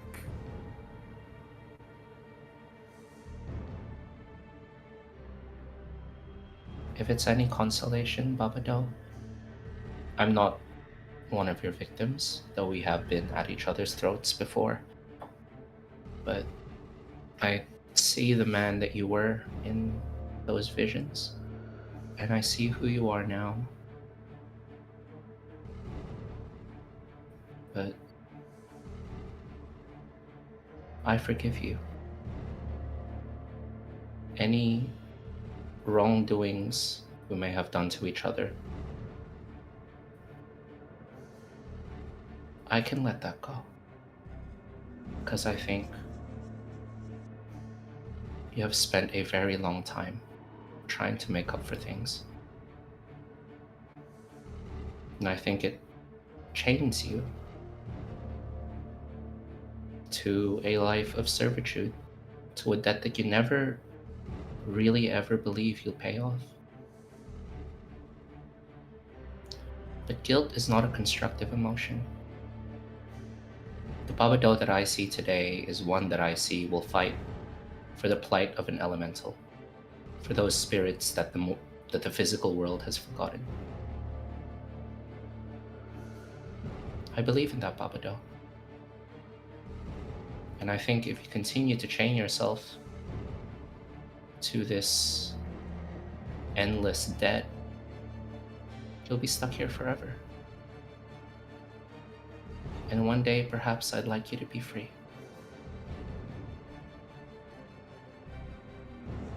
Ain't no freedom, son. was brought back by this creature. He can take me away. But now I think how many lives I've taken in those years, those 500 years, in recompense for all the things I've done. What if they were only the purpose of violence? I kill people of my own religion to repay a debt to a being who only thrives off of my suffering, a parasite. I killed thousands of people after my rebirth, and thousands before that. What will I have to do to atone for double the toll of deaths? Babado, in my eyes, you've already atoned. I don't see a killer in front of me.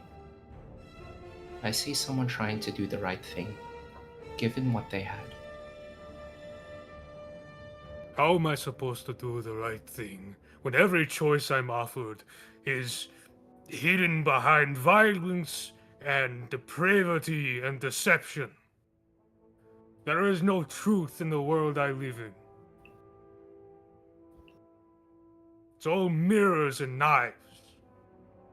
And I'm at the center of it all. For what reason? Where is my family? Why were they hanged at the gallows with me? Where are my people? Where is my kingdom? Where is my culture? Where is my God? I cannot give you those answers, Babado. But what I can add is that your people are standing here with you.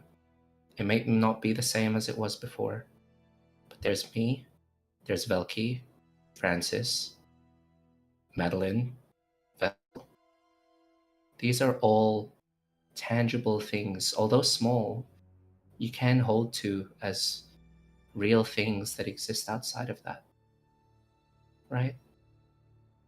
And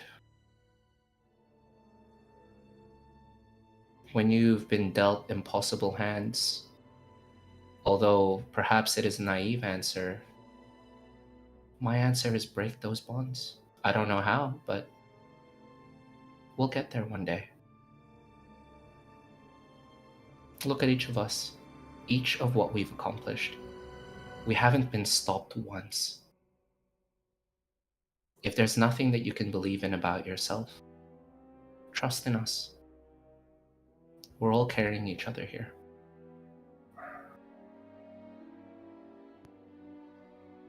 It is of no comparison to the great tale that is woven into your tapestry, but it is very real.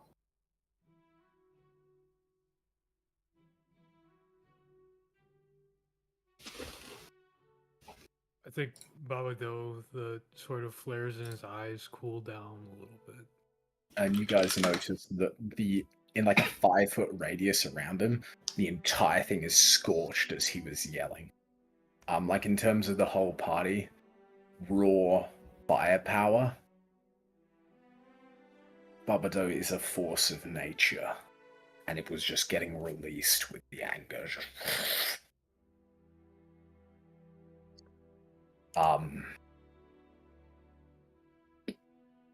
I like to think, Nico, if you'd like to post on the art channel, what the Ashen Stag looks like. What? Oh shit! No way.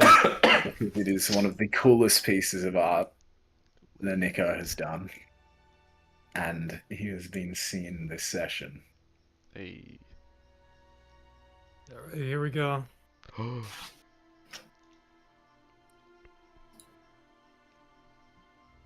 shit. I can't believe the last thing we have in the art channel. Oh my god! God fucking damn. Dude, that's so Shit. scary. I love it. It has 4 legs and 4 arms. Wait, it's so That cool. kicks ass. Oh my Holy god. crap, you drew this? That's amazing. That's so fucking cool. Shit. it does like the whole like creepy voodoo-esque It's hitting that aesthetic shit. really, really well. Very Yeah. cool. There's more arms behind it too. What the fuck? That's Yeah. awesome. Sick. It's really creepy. It matches Babadook to a T. Absolutely. Oh yeah. I think also at Gabriel's words, he would kind of tilt his head a little bit in thought. And he would put his hand on your shoulder.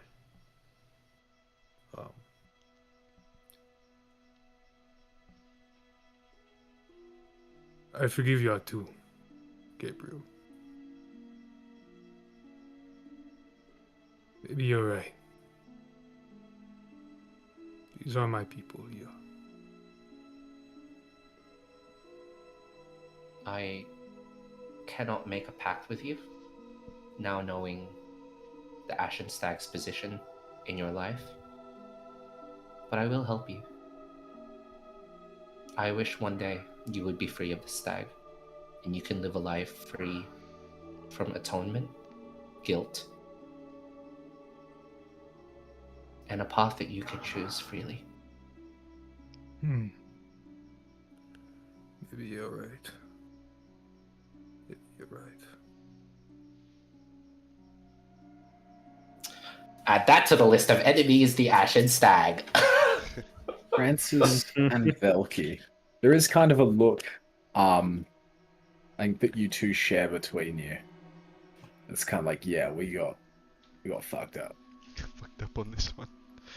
Feels like just still sat down, looks over to Francis. I think from Madeline's just looking off onto the horizon with a 1,000-yard stare.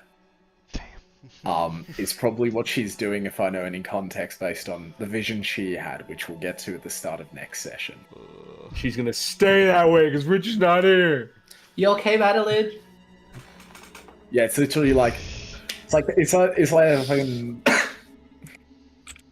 Goddamn, just like Black Mirror, or what is it? Fucking like staring in the corner of the room, like goddamn Blair Witch Project. it's like this. Which project? Staring at the corner of a room. Oh my god! I wonder what Madeline. That's what she's is. looking like. Oh god! That's fucked up.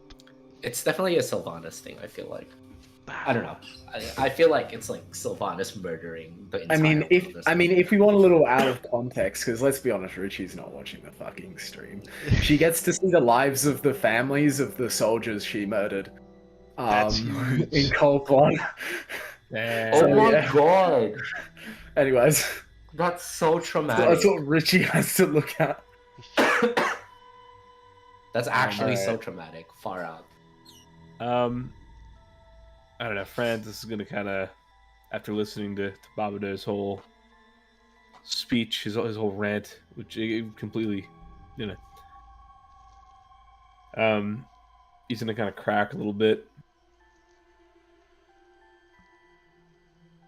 It's one thing to have your decisions lead to bad things happening. People dying. I got shown. I don't know. I got shown what life could have been like if I did die on that table. If I was sacrificed to go, kill Wrath. Witchbane was a hero. People were happy. Thousands, if not hundreds of thousands of souls were put to rest. If I can't do that, then why the fuck am I here? You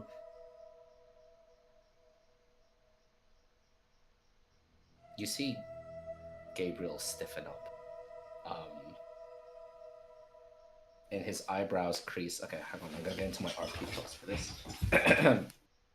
You see Gabriel's eyebrows furrow. And he almost looks a little mad. Before he blurts out, Francis Diamondback, you cease your chattering.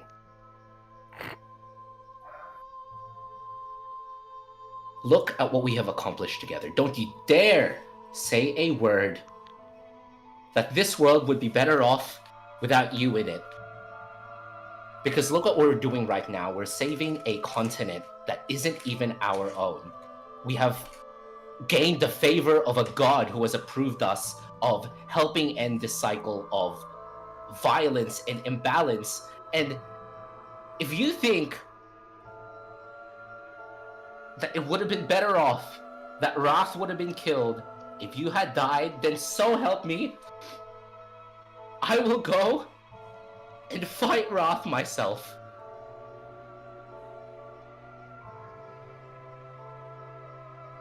Perhaps it would have been a better world if you weren't in it. I don't know what that reality looks like. But the truth is, you're alive and you're here. And we just have to do our best with that. For the record, I'm glad you're here.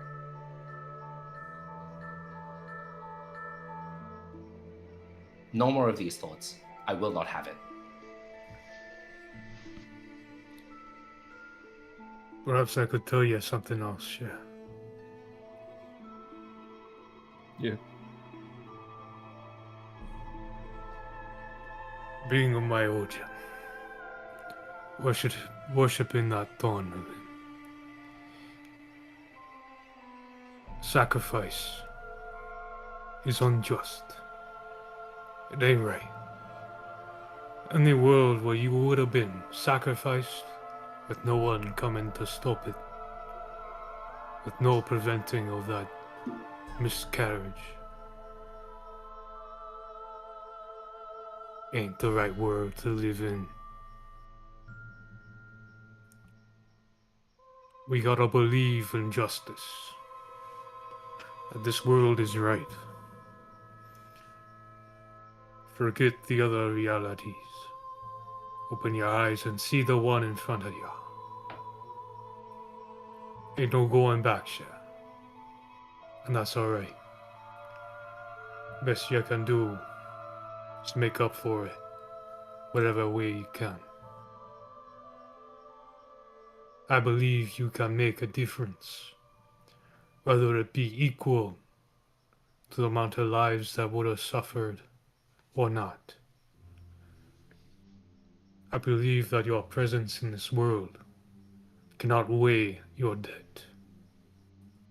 And I have to. Otherwise I am doomed to much worse fate than you. My will to continue should inspire you. Because we are of the same ilk.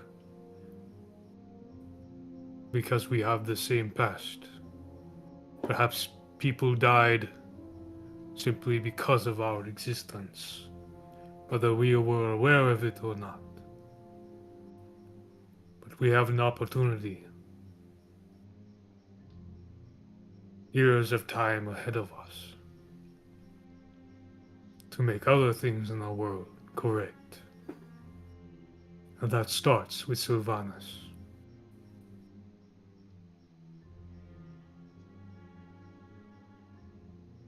Just think about that. You don't have to agree with me.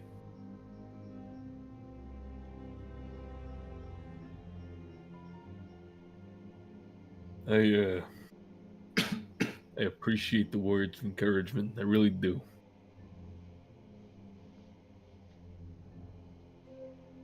I'm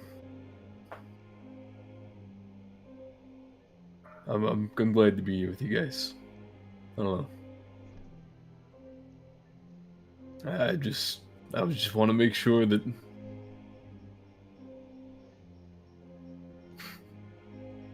it's worth it, you know. And we can make it worth it, and that's all that matters. Doesn't matter if it's worth it or not. Francis Diamondback, Francis Diamondback, your life is not your own. My life is not my own. If you fantasize the concept of removing yourself from this world, who are you removing it from? Not from yourself, from the rest of us. What am I supposed to do if if for whatever reason you decided to go on with the ritual even after we've stopped it, to find Wrath, who do you think suffers the most? It's us. It's me. Does that not matter to you?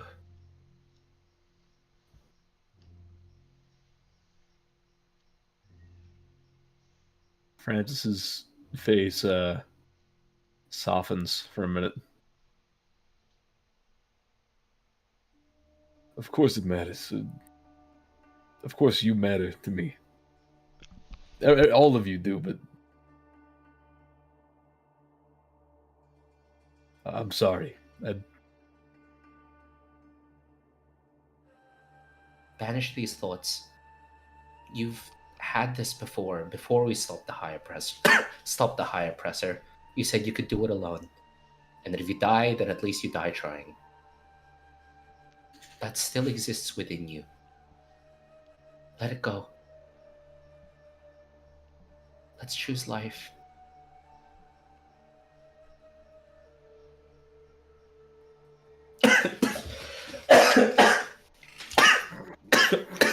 So right, bro? He's dying. I need to quit nicotine. Oh my god.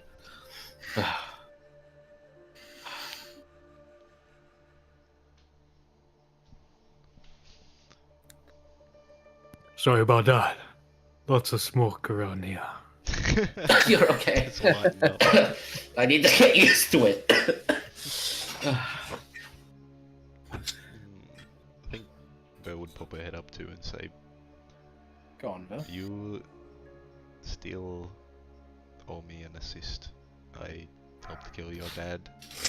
I'm really in the mood to kill my dad lately, so if I could get you for that, that would be great. A dad for a dad. Why not? Phil's just gonna kind of envision like the half-giant Kraden over this big man, this big Francis, and then see it fade away and just kind of little frown, but harden it.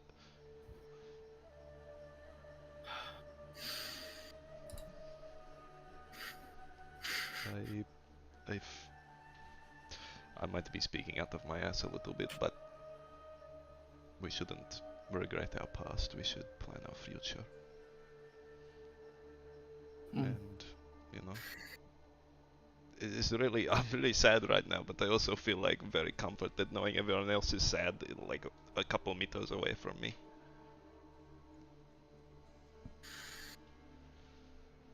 Planning for your future.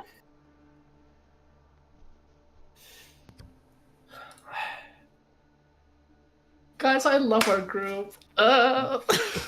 Sail onward. Is Sorry, somber. I could take my shirt off. The Graveyard Peninsula is much softer than before. Now that you have permission to ride its wings from the eldritch being that dwells beneath, and you have learned the reason why it is worshipped, and gained a small insight into the uncaring, unchanging nature of divinity.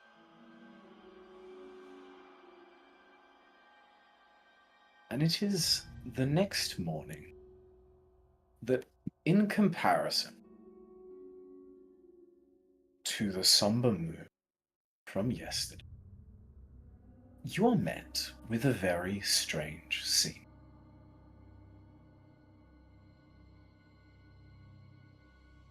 The sky above on this morning is pale and warm. The sort of peaceful day that feels earned, not given.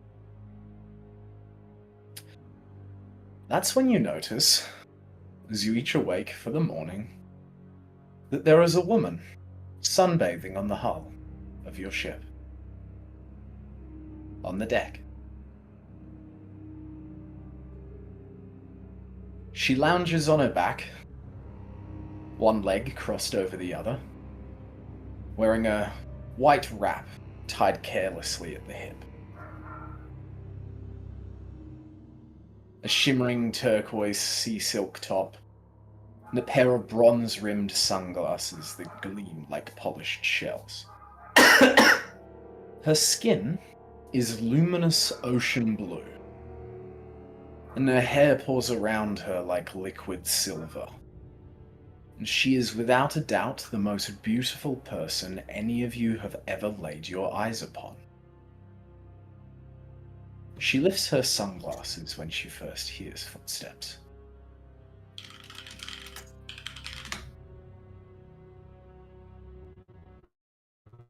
Oh, finally.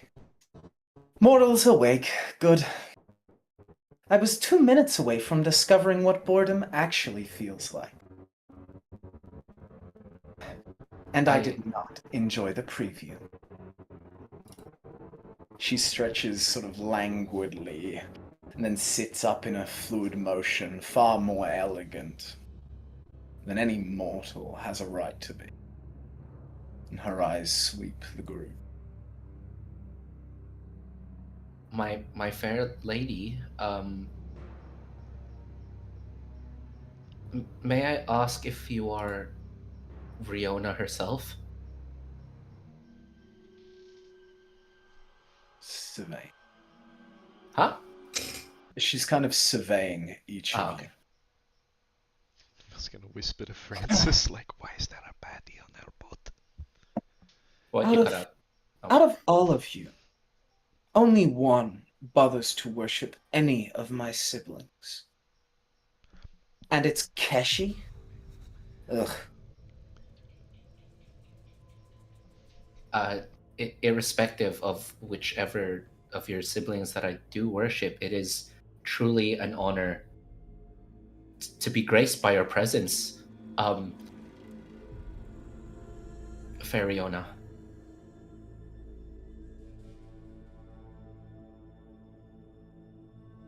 To what do we owe this visit towards? Shut up, Francis.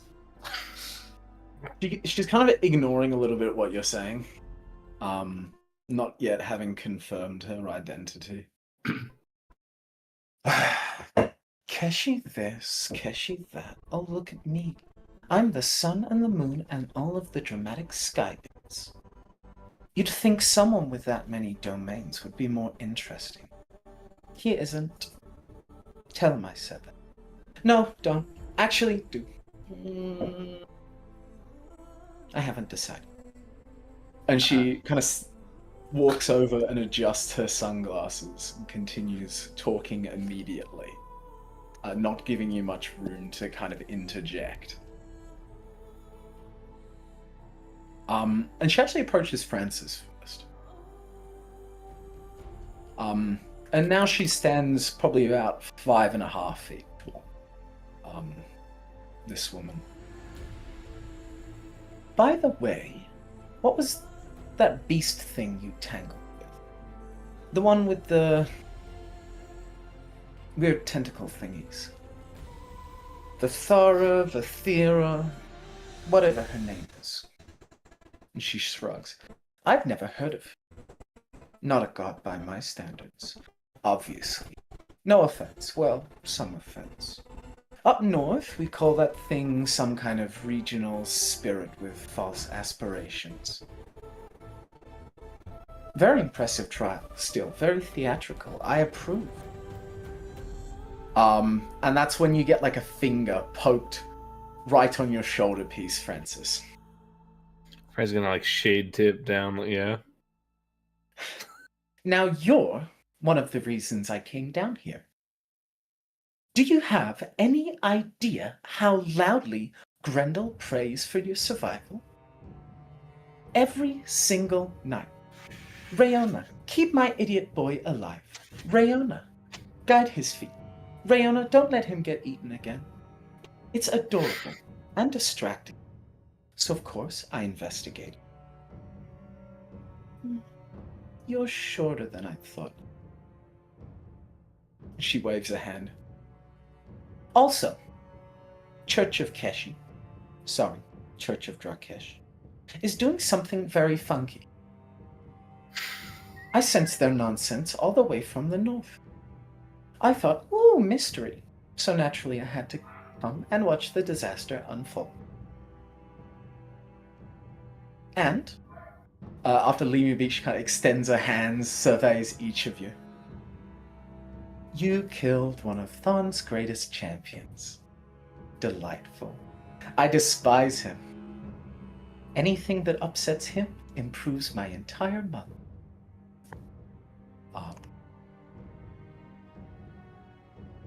So yes, you guessed correctly. I'm glad. Seems as though you can recognize divinity when you see it.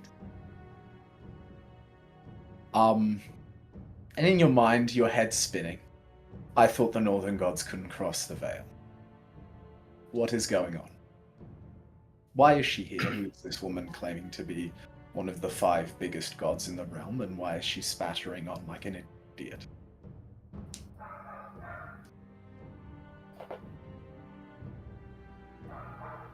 Kind of speechless right now. She's so girl boss. Yeah, I love her. Why are you here, Cher?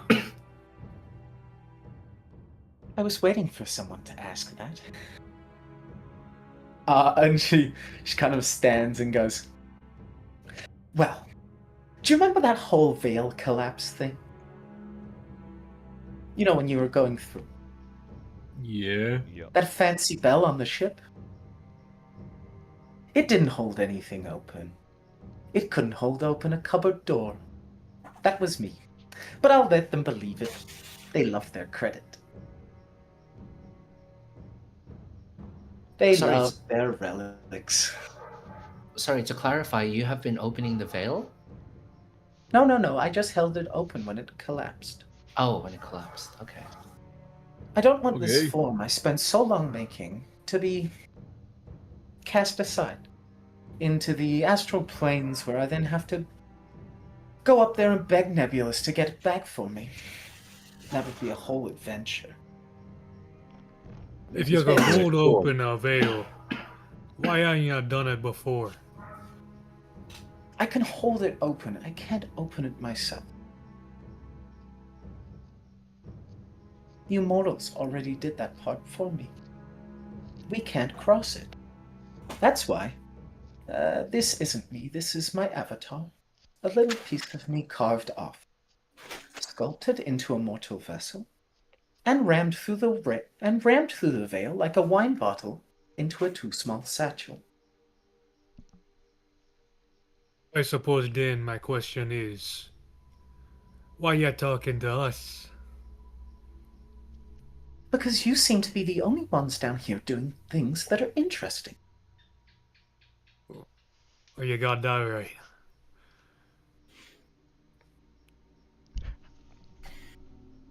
So yes, Rayon, not Rayon.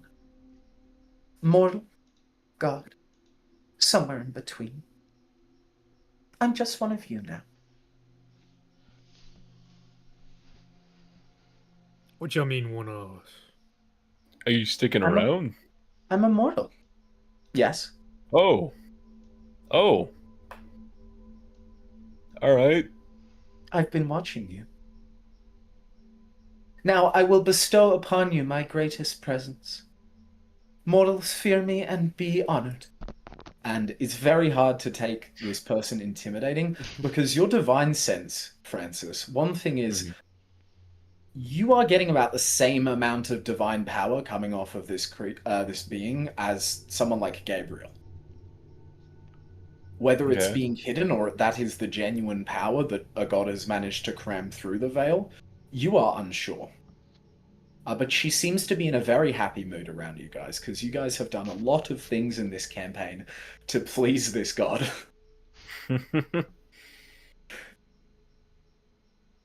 Whether any of you have worshipped her or not. Well, if you were sticking around, we plan to stop Sylvanas next, if you would like to continue sticking around for that. That could be fun to watch. We ain't gonna give you nothing in return, though. For the record. She kind of looks at you and her eyes like close a little bit. How about breakfast? I haven't eaten in 3,000 years. And she's kind of shrugging a little bit. She's like, I've never had to deal with gravity or walking. It's easier when you got hoofs. Francis can attest to that. True.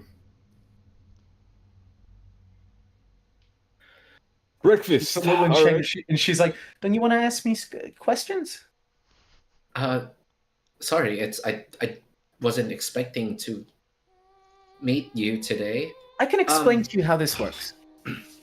Okay. I am a mortal. I was crafted by Rayona, and she gave me some of her knowledge. So I am, for all intents and purposes, Rayona. I cannot access my divine power here, or I can only access what I sent through. I'm separated from my body, and my form will not remember anything that this form gains until I cross back through.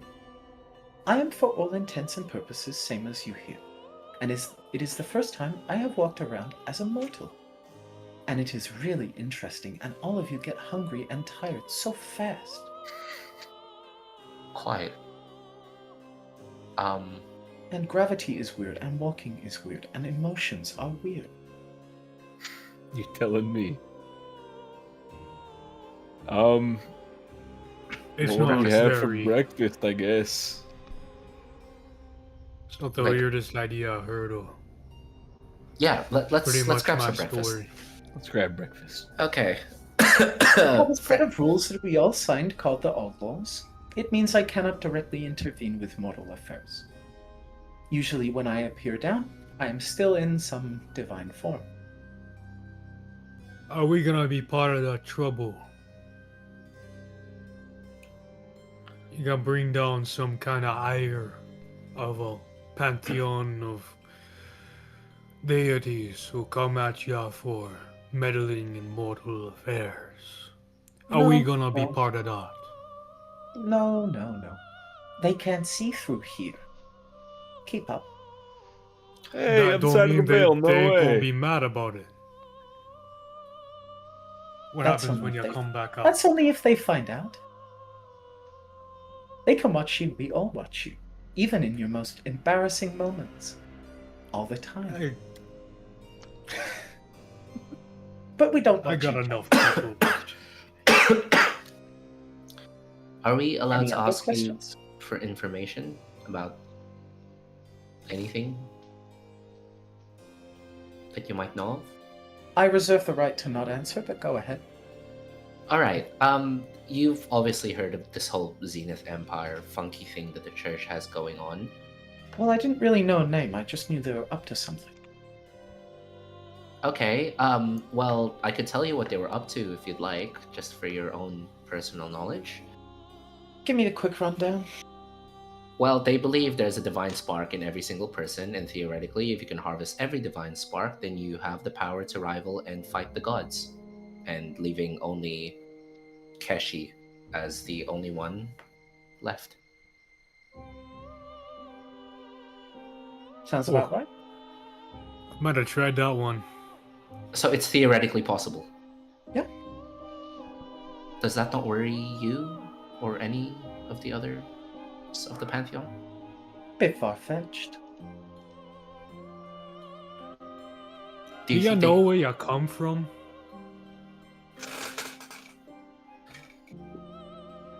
That's in the time period we are not supposed to talk about. She says vaguely. Alright, I've got a stupid question. Go on. I like stupid questions. What's it like being a god? Like, I don't mean right now when you're, she like kind of leans backwards and says, "It's the best." Like, are you like still a person? Is it more like being in No, everywhere? it's just imagine how you feel now, but like better in every single way. Incredibly time. descriptive, thank you. Just better.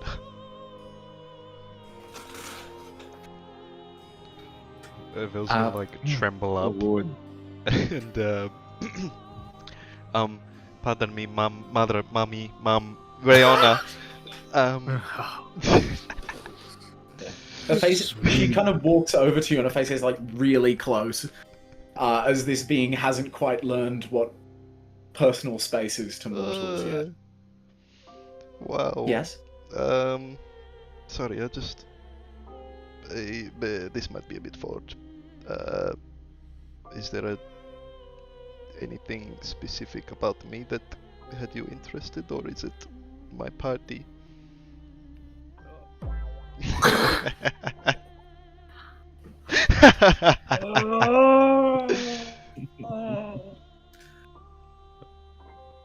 To be decided.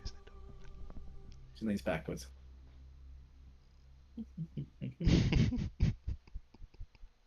I didn't have a good question. I just wanted to call her mummy.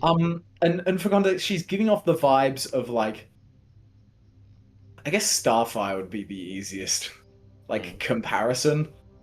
Like someone who's just not aware of any sort of mortal behaviors or customs, and she's wandering around in like awe, and she's still kind of going like this with her hand. Ooh. Okay. Well, I have a few more questions if you would like to indulge me. We we are going against the concept of a lich. What is there anything we should know that could help in stopping one?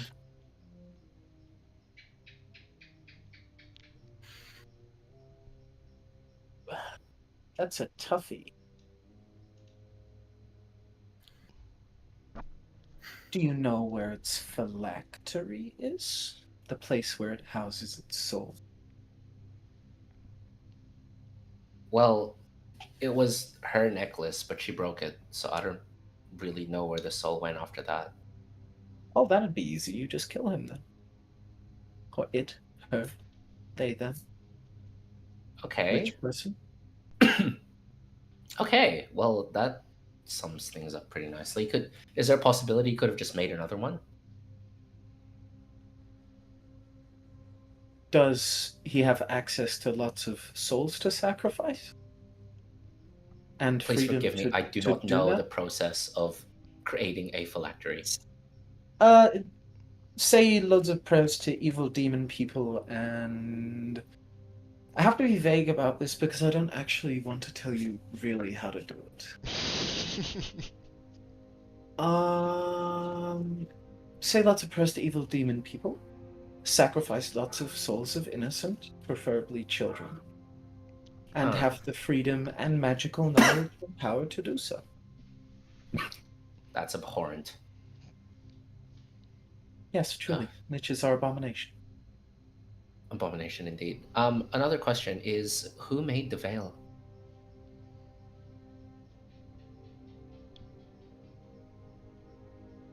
That's a good one. I'm not sure. It's older than me. What was Makes the sense world why older it than kind you? of parted. Yeah. Sorry, what did you say, Babada? I said it makes sense why you can't part it. Because it's before you, takes priority. What was life? Well, and you see her think, and she just sits there like this for like multiple minutes until one of you guys have to go, what? And she's like, oh, sorry. Being bound by time is weird. Life was always, I think, is the best way to explain it. It's a constant. Life before mortals was worse. Signing the old laws and making the mortals was a good call. Some of us think. I'm one of them. Okay. So there was a reason for it. Maybe it had something to do with that veil. Maybe it had something to do with whatever was before you, that time period you ain't supposed to talk about. Originally, I thought the veil predates mortals, but since I've been here, I've seen mortals. So now I'm not too sure. You don't think no one The veil predates Northern. So these southern gods are older than you. The idea of them is, I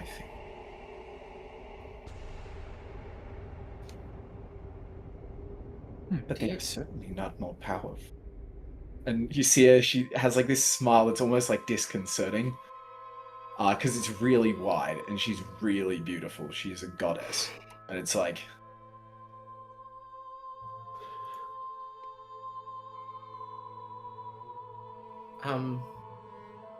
Barring that, my final question, obviously you are not Trakesh, but do you know if he favors the Zenith Empire? Do you know what he thinks of their plan and their ideologies and beliefs?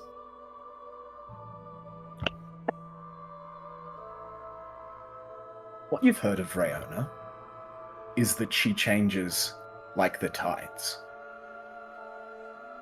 But that's what's consistent about her. Yeah. She out of the gods has never changed. Because she is random.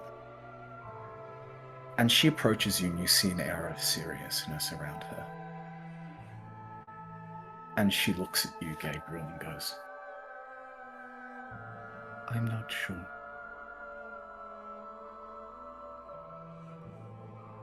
But I know that when you threw those coins in the river in your atoll, he wept.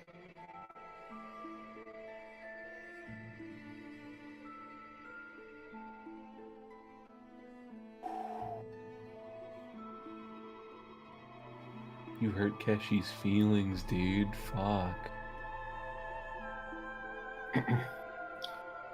Excuse me, I need a And moment. she just stands back. And as you kind of leave, she goes, did I say something wrong? No, you could not say something wrong. I just need a moment. Enjoy your conversation. I'll be back. So are you like all the ocean?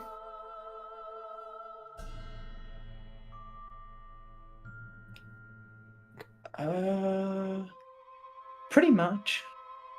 Like in a metaphorical sense or a literal sense? If I drop something in the ocean, is that in you?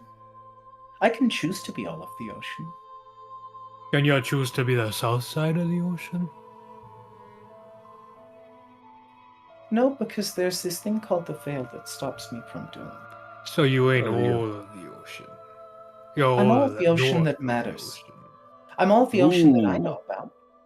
I'll put it like that. This place is as new to me as it is to you.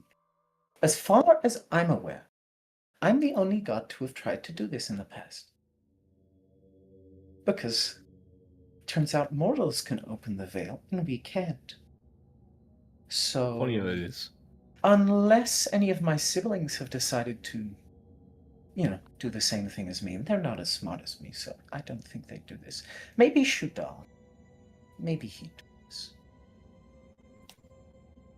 No, I think I'm the only one. Does that mean other things gonna be coming through the veil?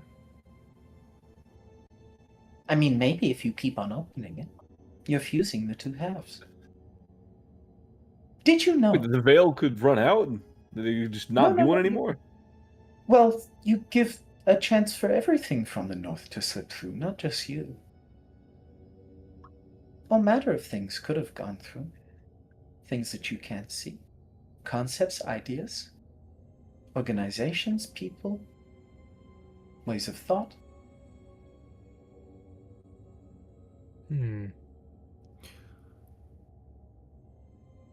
If the believers of a god cross the veil and bring their religion with them, would the god come too? Or are they separate? The idea of the god would come. And in truth,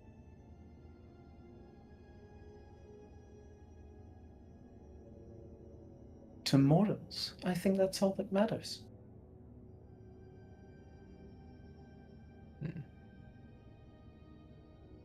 For example, you, paladin with no god. Why do you think you can harness divine magic? Every single person has the potential to become a saint, to reach the pinnacle reached by others. But not every person does. You wield divine magic, yet you worship no god.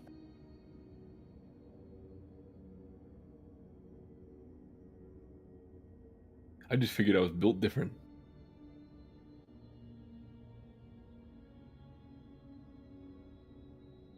You doing okay over there? And she looks like Gabriel. He's having a panic attack. Gabriel is praying for forgiveness. I don't think he can hear you on this side of the veil, buddy. Those prayers ain't reaching him, boy. Doesn't matter. I still have to say them. Perhaps this one can carry your apology, though. Huh. She will or she won't. That is the nature of Riona. Who are you to talk to me about my own nature? But you are correct. I decide these things based on my own criteria, of which I'm not going to explain to you because all of your little mortal minds would break. But Heshi child is correct. Either I will or I won't. That is not something for you to worry about. Could I ask one final question? If you would be happy to share. What exactly happened with Veldraconis? Where has she gone? I don't know.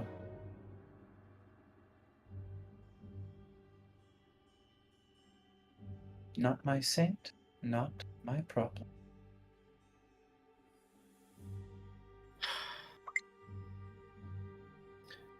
I see. Okay, well, if you're here... Yes, where can I stay? And she kind of motions for one of you to lead her onto the ship. Right this way, please follow me.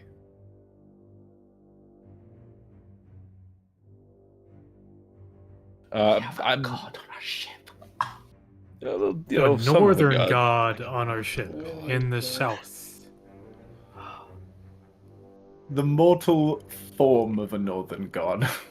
Oh my god, this is crazy. I did not expect to get, like, dropped with this. Lol, so random XD. Well, you're getting high level. Hello. Eyes are on you. And some gods be fuck it, we bull gods. And Raina happens to be in the category of fuck it, we bull gods. I love that for her. Hey, Velki, are you doing alright? I know you're not really, god favored. Yeah, I'm not a big fan of otherworldly beings, but she seems non-hostile. For I now. don't know that yet, yeah. From what I know about this one, she comes to the sailors with promises, luring them away to their deaths. At least that's what I heard. Can't be too sure. Been on an island my whole life. Until now. She is every bit like the ocean. A bountiful plethora of resources, but also dangerous and unpredictable. And the wit. I And like Already? oh dear. That was an innuendo. I just assumed. She's like blue skin. And sorry. while you cook, Francis, she's adamantly standing there and just observing, just completely unmoving. You don't see her blink for a while, and then it's like you see her cheeks move a little bit, and it's like she remembers that mortals should be blinking, and so she does a big That's fucked. over-exaggerated blink. You gotta do that, otherwise your eyes are gonna. dry out. You got a lot to learn about this whole, like, having a body thing. Yes, it is strange how you turn ocean creatures into nutrition. Oh, I didn't think about that. Are you using them I for the forgot about purpose I placed breakfast. them there? This is good. Oh, I okay. wish to learn how to do Oh, this. okay, thank God. Oh. What are you supposed to do with fish? I don't know. Yeah, she's not going to I've get never gone mad. to the ocean before. Do You you ain't have gonna a, stop me from eating no crabs, no lobster. Lobster. Riona, do you have a favorite sibling?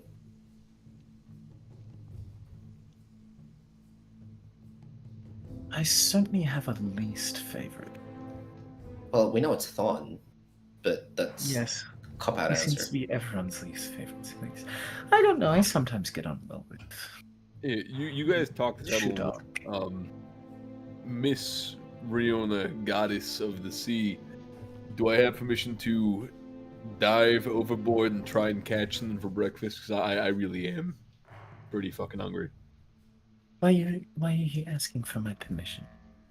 You have already gained it from the spirit of this area. Oh, yeah, I guess. I forgot, different ocean god. Alright, be back with some fish. I Please do. don't get what you don't understand about mortals. I cannot really answer your prayers here. Oh, yeah. I can try. You try and remember to blink, and I'll try and remember that you're mortal, alright? And she just goes, everyone levels up. Oh, shit! What? Shit, You this did it, is Reddit. alright. I said you guys leveled up Oh, right. after the trial, Yeah. but I figured this is flavorful. Shit, this Yeah, I like it. Crazy. Oh my god. Hell yeah. That's crazy. So this is just a way of flavoring the level up that you guys didn't factor in by yourself. Oh, but shit. you know, Wow. flavor win. Volley. And you can do that. Oh, yeah, did we get a And short you rest? cooked a lovely breakfast. And in the last day it takes to get to shore, after you show her a hammock to sleep on, and she kind of sleeps like this. She's just there in a hammock, and it's like completely enclosed on her. Oh my god. The next day, morning light rolls across the deck in a soft gold as the sea murmurs below. Rowan appears in the galley doorway, wearing an apron tied incorrectly and askew. Half on her hip, somehow half tangled around her arm. And she raises her free hand dramatically, as if announcing the start of a new age. Mortals, I have decided to make breakfast. And with the gravity of her divine decree, she nods once and then vanishes into the galley. Huh. And you met Thank with a you. brief moment of silence, and then a few minutes later, clang, bump, crash! And you guys see a plume of flour spiral out of the doorway like a volcanic eruption.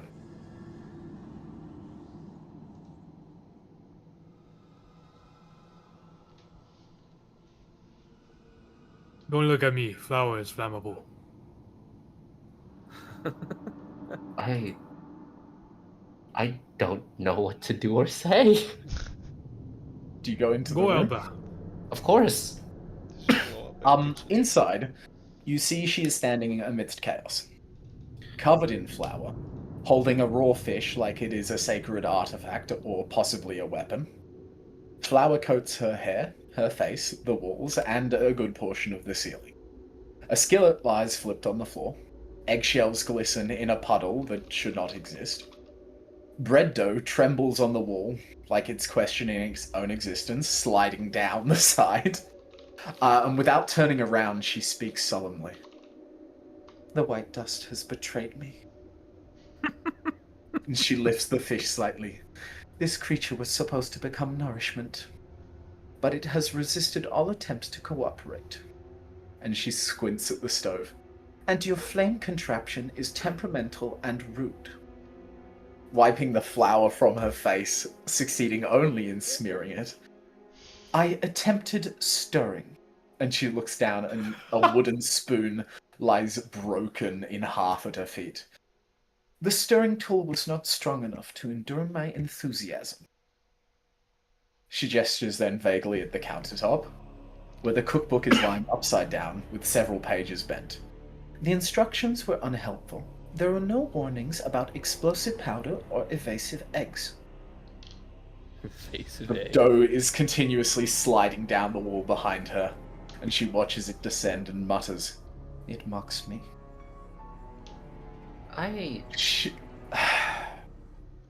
She sets the fish down gently, almost as if apologizing to it.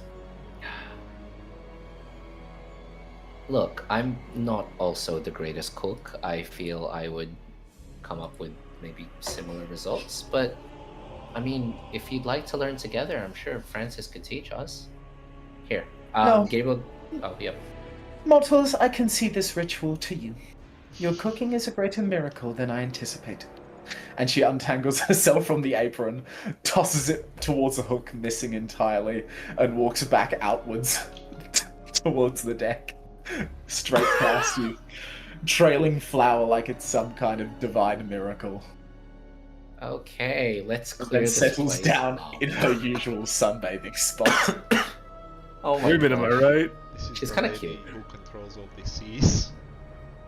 Only half of them. Half of them. Don't be too intimidated. Too many still. Well, it certainly looks like the ocean has flooded this kitchen. Okay, let's clean this up. Gabriel will spend time just cleaning shit up, I guess. Francis, could you... No, cook. I'll No? fix. Look, okay. This I bitch clean, is the you ocean. Make her clean it up. Let me cook. She let me got cook. water for days. All right, yeah, okay. but- I Do make something worse. some fucking delicious ass. I think France probably do. What's the Greek thing with this? Fucking get a whole ass octopus and cook it. No clue. Shit. Cooked octopus. Greek octopus Yeah. salad. There you go. Yeah. No. Spears like an octopus or something out of the water, pulls it out, fucking fries it in a pan. Easy. Oh my gosh, we get to level up. Right? Okay. As Alright. it is becoming more and more clear that while this person is a goddess, she has no idea how to be immortal. And that is what she is right now.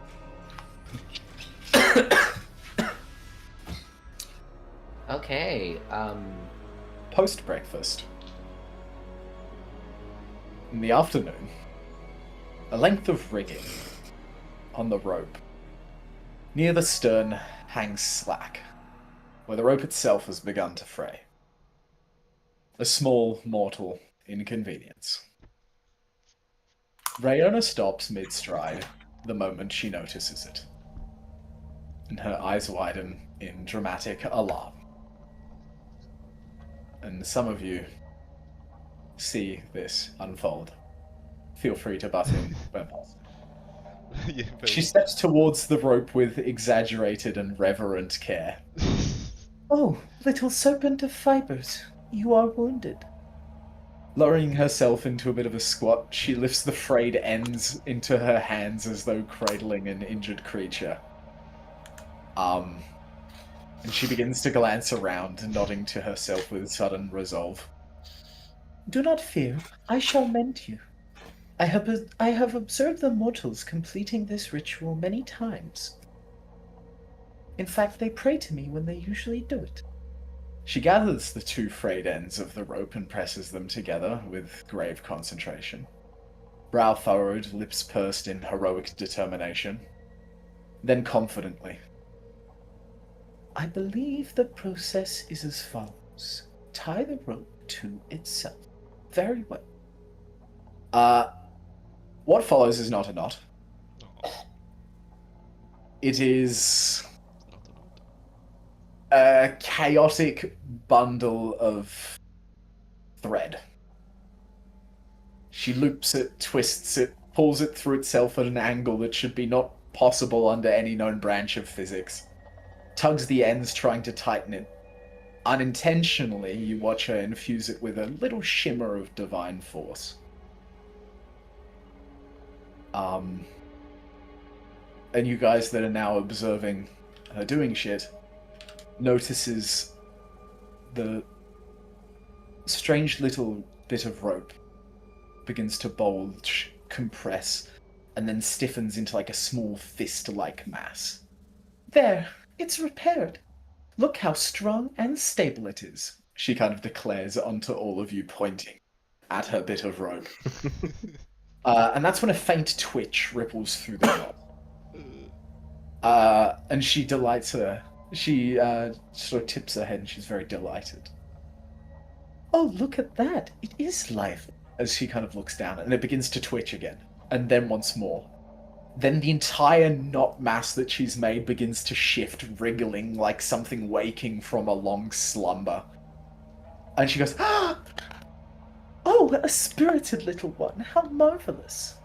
The rope knot, now undeniably animate, begins to inch its way across the deck in tiny, determined wriggles. And she begins to crawl alongside this little rope creation with delighted fascination, crouching beside it in an excited naturalist, like an excited naturalist discovering a new species. Go on, explore. You are free. You are whole. You are ambitious. And it begins to wriggle towards a deck drain. Yes, seek your destiny. And it plops through the grating with a soft thud and begins to disappear below the deck. My lady Riona, usually the ropes don't come alive like that because we need them to tie down. You hear from the from below deck. Oh dear. Hey, Anna, please don't bring the boat to life. Can I look for this little scrap of rope and like put it there? Yeah, it's like a little. Yeah, you see there are little eyes forming on it now as it's a little creature, like a ball of rope. Oh no! Oh. We're not doing this bit. I don't like this bit. I don't like that. Can I just grab it and like kind of stare her down and you run down and you run downstairs and see it's like through the grating just in a hallway somewhere and it's like, what is my purpose? You'll need to hold the ship together. I'm sorry. And then I'm gonna grab it and try to cast a spell magic on it. I'm imagining fucking worm on a string. With the dispel magic, you suddenly see the little eyes shut for good. As the rope is no longer animate, and it has gone back to now being. Nice going, Velky. You killed him. I didn't. Yeah, if I'm honest, he was kind of cute. He was kind of needing to hold our ship together. Well, I mean, I just thought that maybe we wouldn't need to hold the ship as much together with Riona on board, you know? That being would have had a tortured existence. I guess think that's a fair it was point. an act of mercy. Riona, we would like another one! No! No. See these. No, God. Hey, Gabriel. Oh, God. Yes? I think they're Keshiels, but you calling him Keshi. Yeah, I didn't want to do that again. I think prefer... using all that magic over there is gonna have any repercussions. My magic? Nah. Not His yours. magic. Riona. Oh, I mean, she's a goddess, man. I don't know. What consequences could she possibly face? Not consequences for her. But, you know, stuff just don't come from nowhere. And she ain't got all of her ocean shit with her. I'm thinking, where is this even coming from? There's gotta be an equal cost. In any case, I do agree in the sense that she's not going to be good interacting with people when she just magics something out of the blue and freaks someone out. But I also don't I also don't want to be the person to tell a god to stay in the boat and stay put. I got this. Check it out. I'm Oh, gonna dear. stroll on over to the sunbathing goddess. Is whistling some kind of tune to herself. As you block the sun, she goes, Hello there.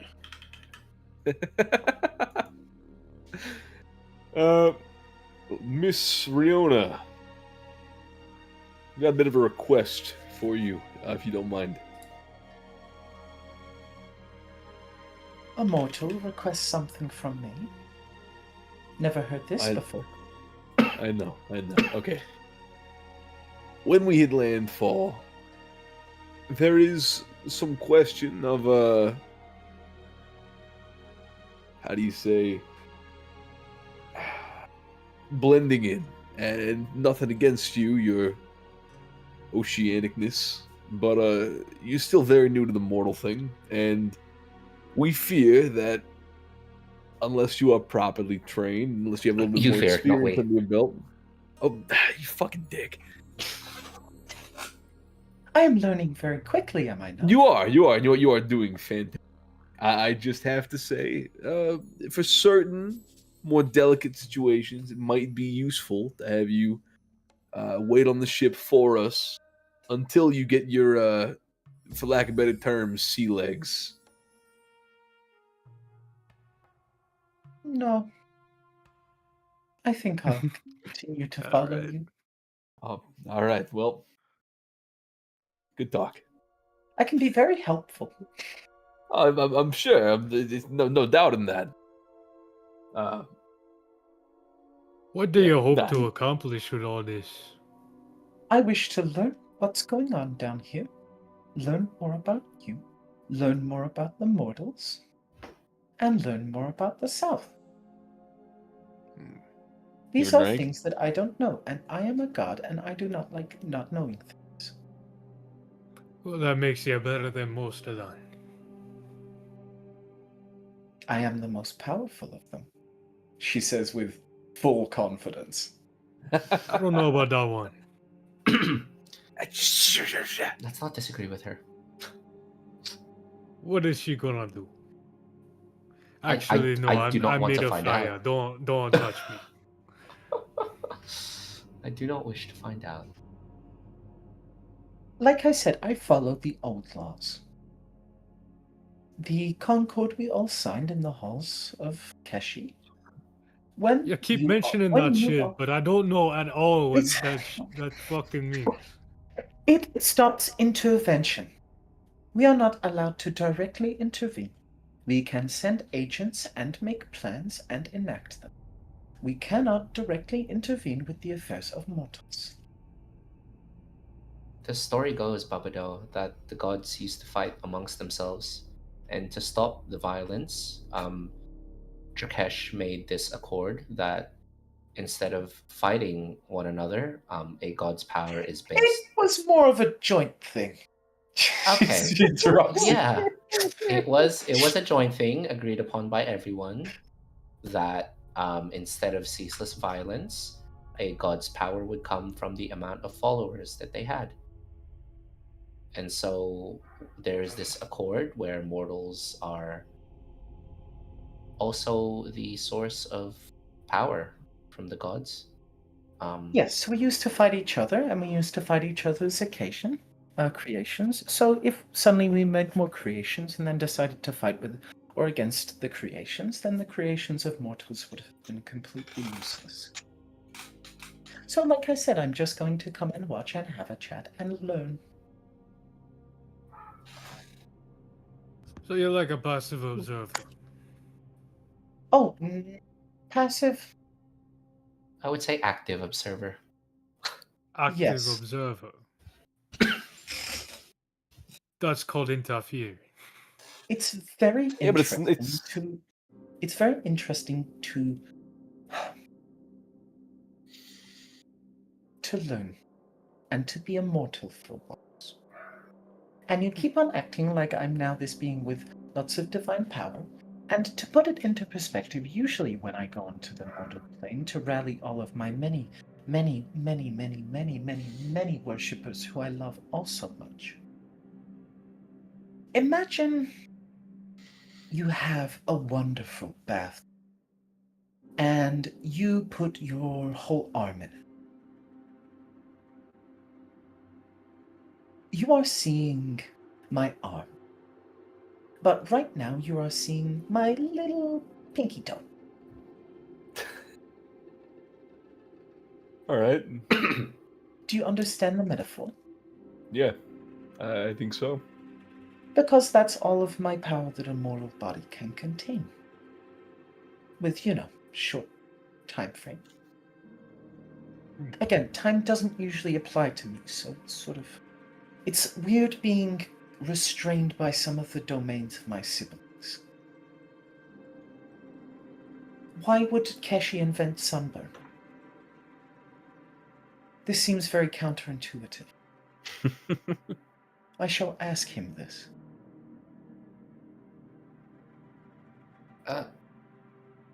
Never mind.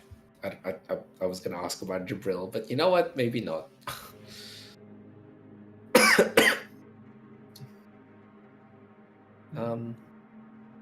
All right. Well, is there anything you'd like to ask of us? If you're here to learn and observe.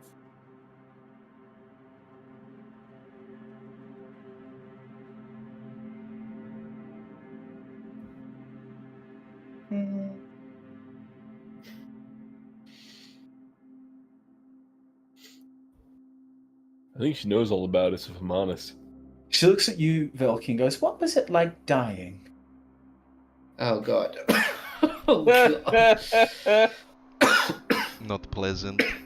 Darkness. A lack of you and the other gods.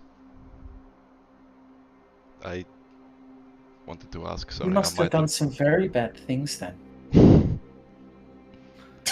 I'm making up for it. What's that? I thought I was making up for it.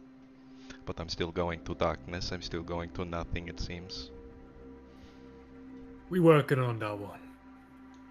Yeah. Maybe you'll get to... No, sorry. Let's hope I not. could Look, you don't need no gods. She got me.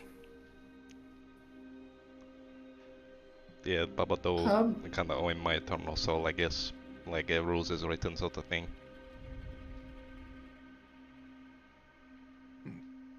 Hey, Lady Rona, what do you think of that guy? And Gabriel points a vessel. We will do that whole interaction when Vessel is Shit. Oh, that's bound to be something. because that's going to be lovely. And you know what? I think this is just about a perfect spot to end on. You're all level 12. Yep. Yeah, leveled up. that is Just some spells. Apotheosis. Thanks for listening. Very sort of fucking emotionally boom first half of the session. It was like No, a it wasn't. roller coaster. Yeah, feel free to end the stream. Thanks for what's up? coming. Goodbye.